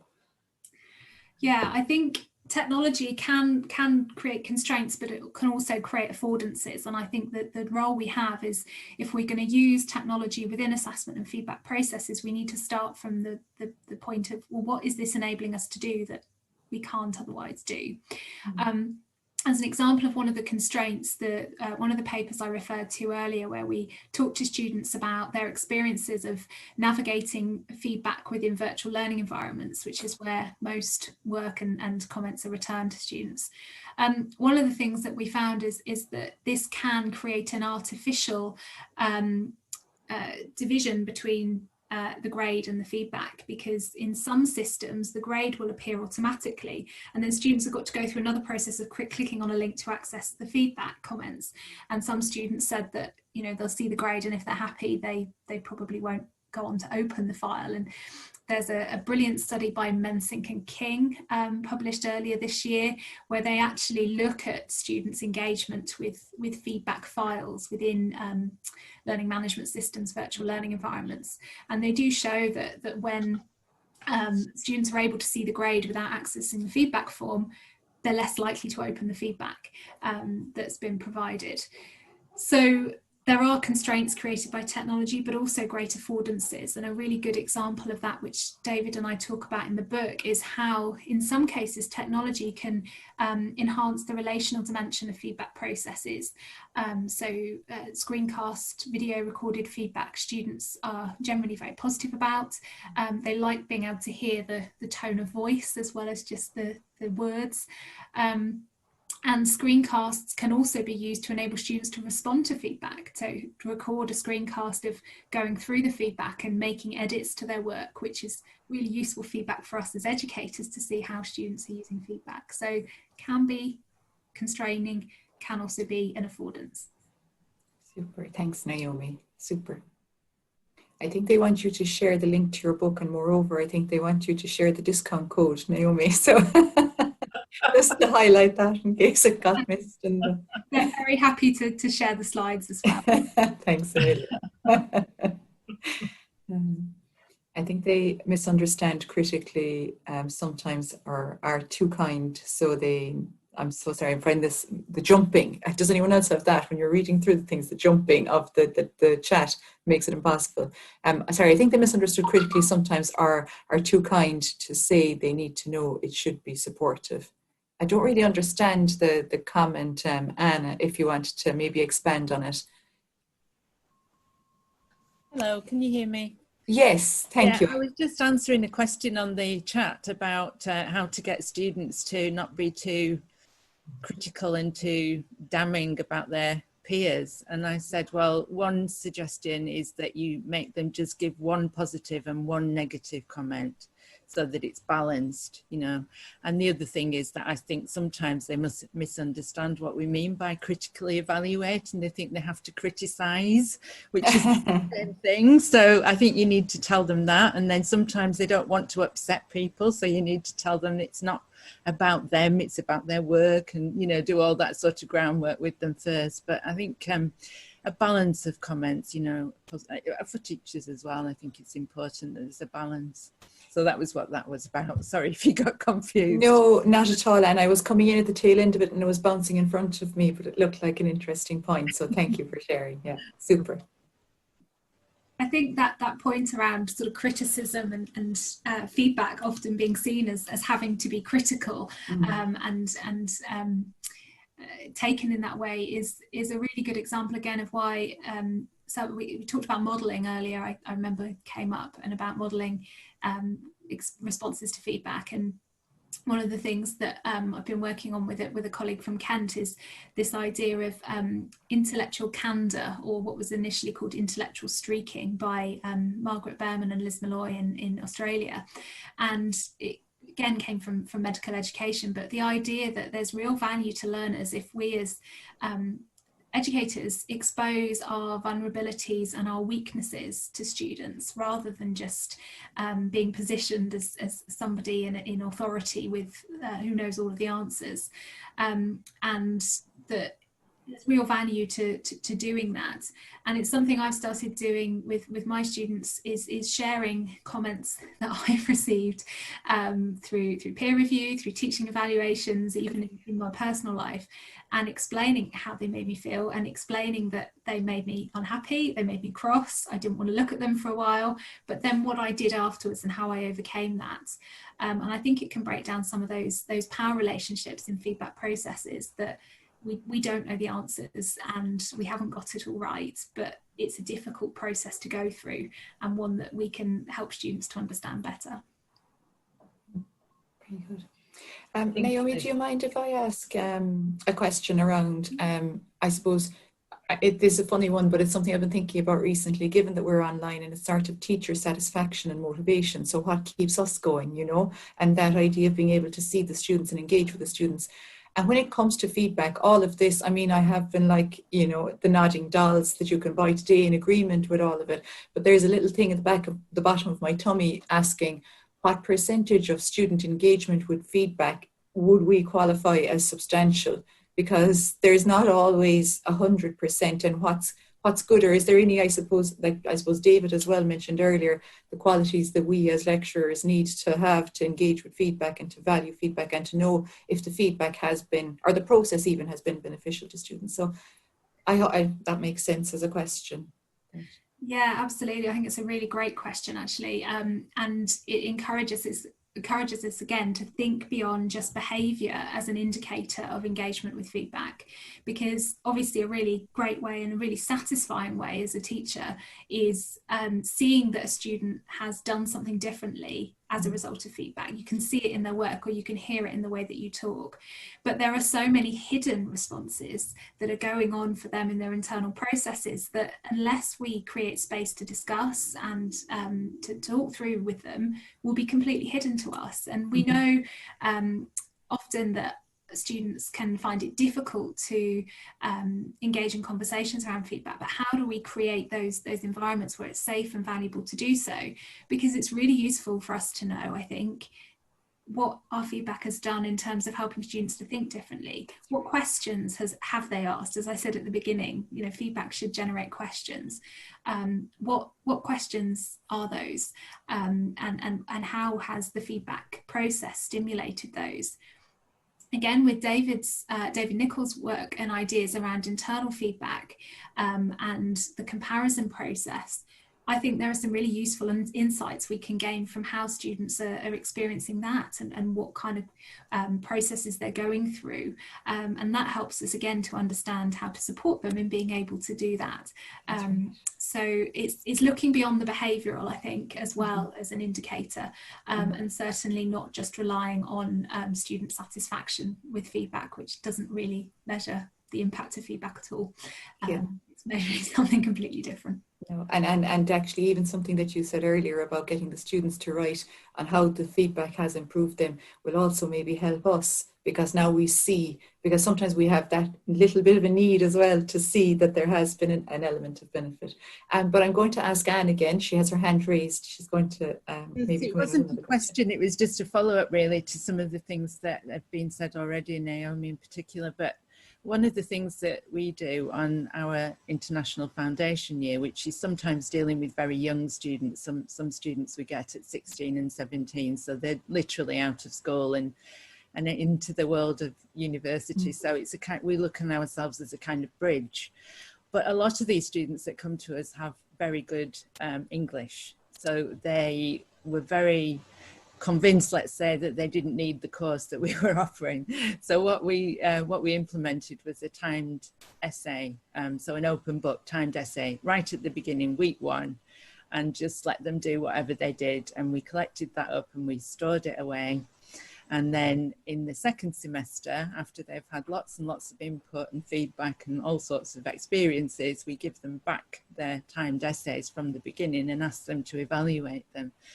And the comments that we get back are just amazing. They're so funny. You know, students will say things like, "Miss, I can't believe I wrote that. Sounds like I'm advertising something, not writing an academic essay." It's just really great to hear that. And then, you know, they write reflections on that. So you get to see some of the thought processes that have gone into all of that. So I just wanted to share that. Really, really great idea. Thank you. I like that. Yeah. Just about wow. Thank you, Anne, very much. Anyone else feel free to ask further provocative questions or agree wholeheartedly, I think is what's going on. Yeah. I was kind of interested, Eileen, from the point of view of, let's say, teaching and learning development and enhancement space, and maybe educators as students and educators who are as participants on programs and so on, and how we enhance our own practice, actually what the challenges are then for ourselves in that space. Yeah, because it was something that triggered with me as well earlier when Naomi was talking actually about, you know, that feedback should trigger questions. And I did find myself thinking about my own learning experience and thinking that, yes, sometimes it triggers a lot of questions, and that can be overwhelming. That idea that, you know, and I think even you said it there in the sum up, is to get students to walk away from it and come back a little bit later when it doesn't hurt as much, shall we put it that way, and doesn't seem as overwhelming. Did you? I agree, Maurice.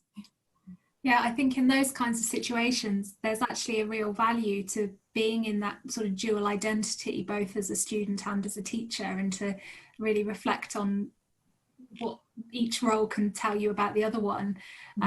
The other, I'll find the link in a minute and pop it in the chat. There's a brilliant blog by Phil Dawson actually about, he calls it defanging feedback, and the process he goes through to take the venom out of the feedback and to be able to step back from those emotional responses.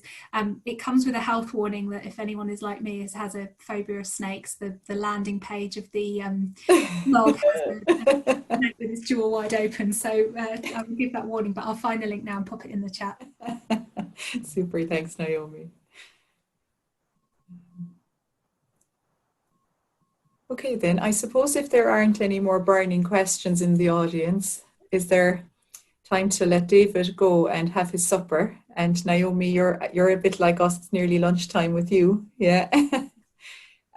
So on that, Maurice, do you want to say a few words before we all leave? And thanks again from my perspective. I mean, I've been writing notes as you spoke, forgetting that this was being recorded. So I have it written and taken in, I hope. Yeah. So thank you very, very much, Naomi and David, and Maurice. Apologies, go ahead. No, not at all, Eileen. I mean, this has been a really engaging webinar this morning, and there's a lot of tweeting going on, and a really great chat.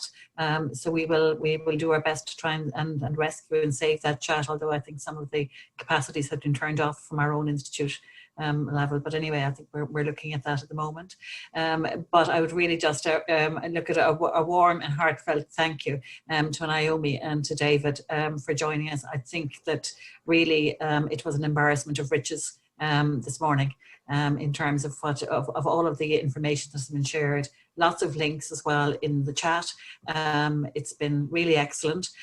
We had a super session last week with Philip Dawson. Super session. Last week I was wondering, could we top it off this week? And I must say this has been really super. Next week, Jenny Moon has her work cut out for her. We have a session with Jenny Moon next week on reflective practice and how we use reflective practice to assess work placement and so on. So look at just, thank you, David. Thank you, Naomi. You have given us a huge amount to think about. And as I said in the chat earlier, Rome was not built in a day, but it was built.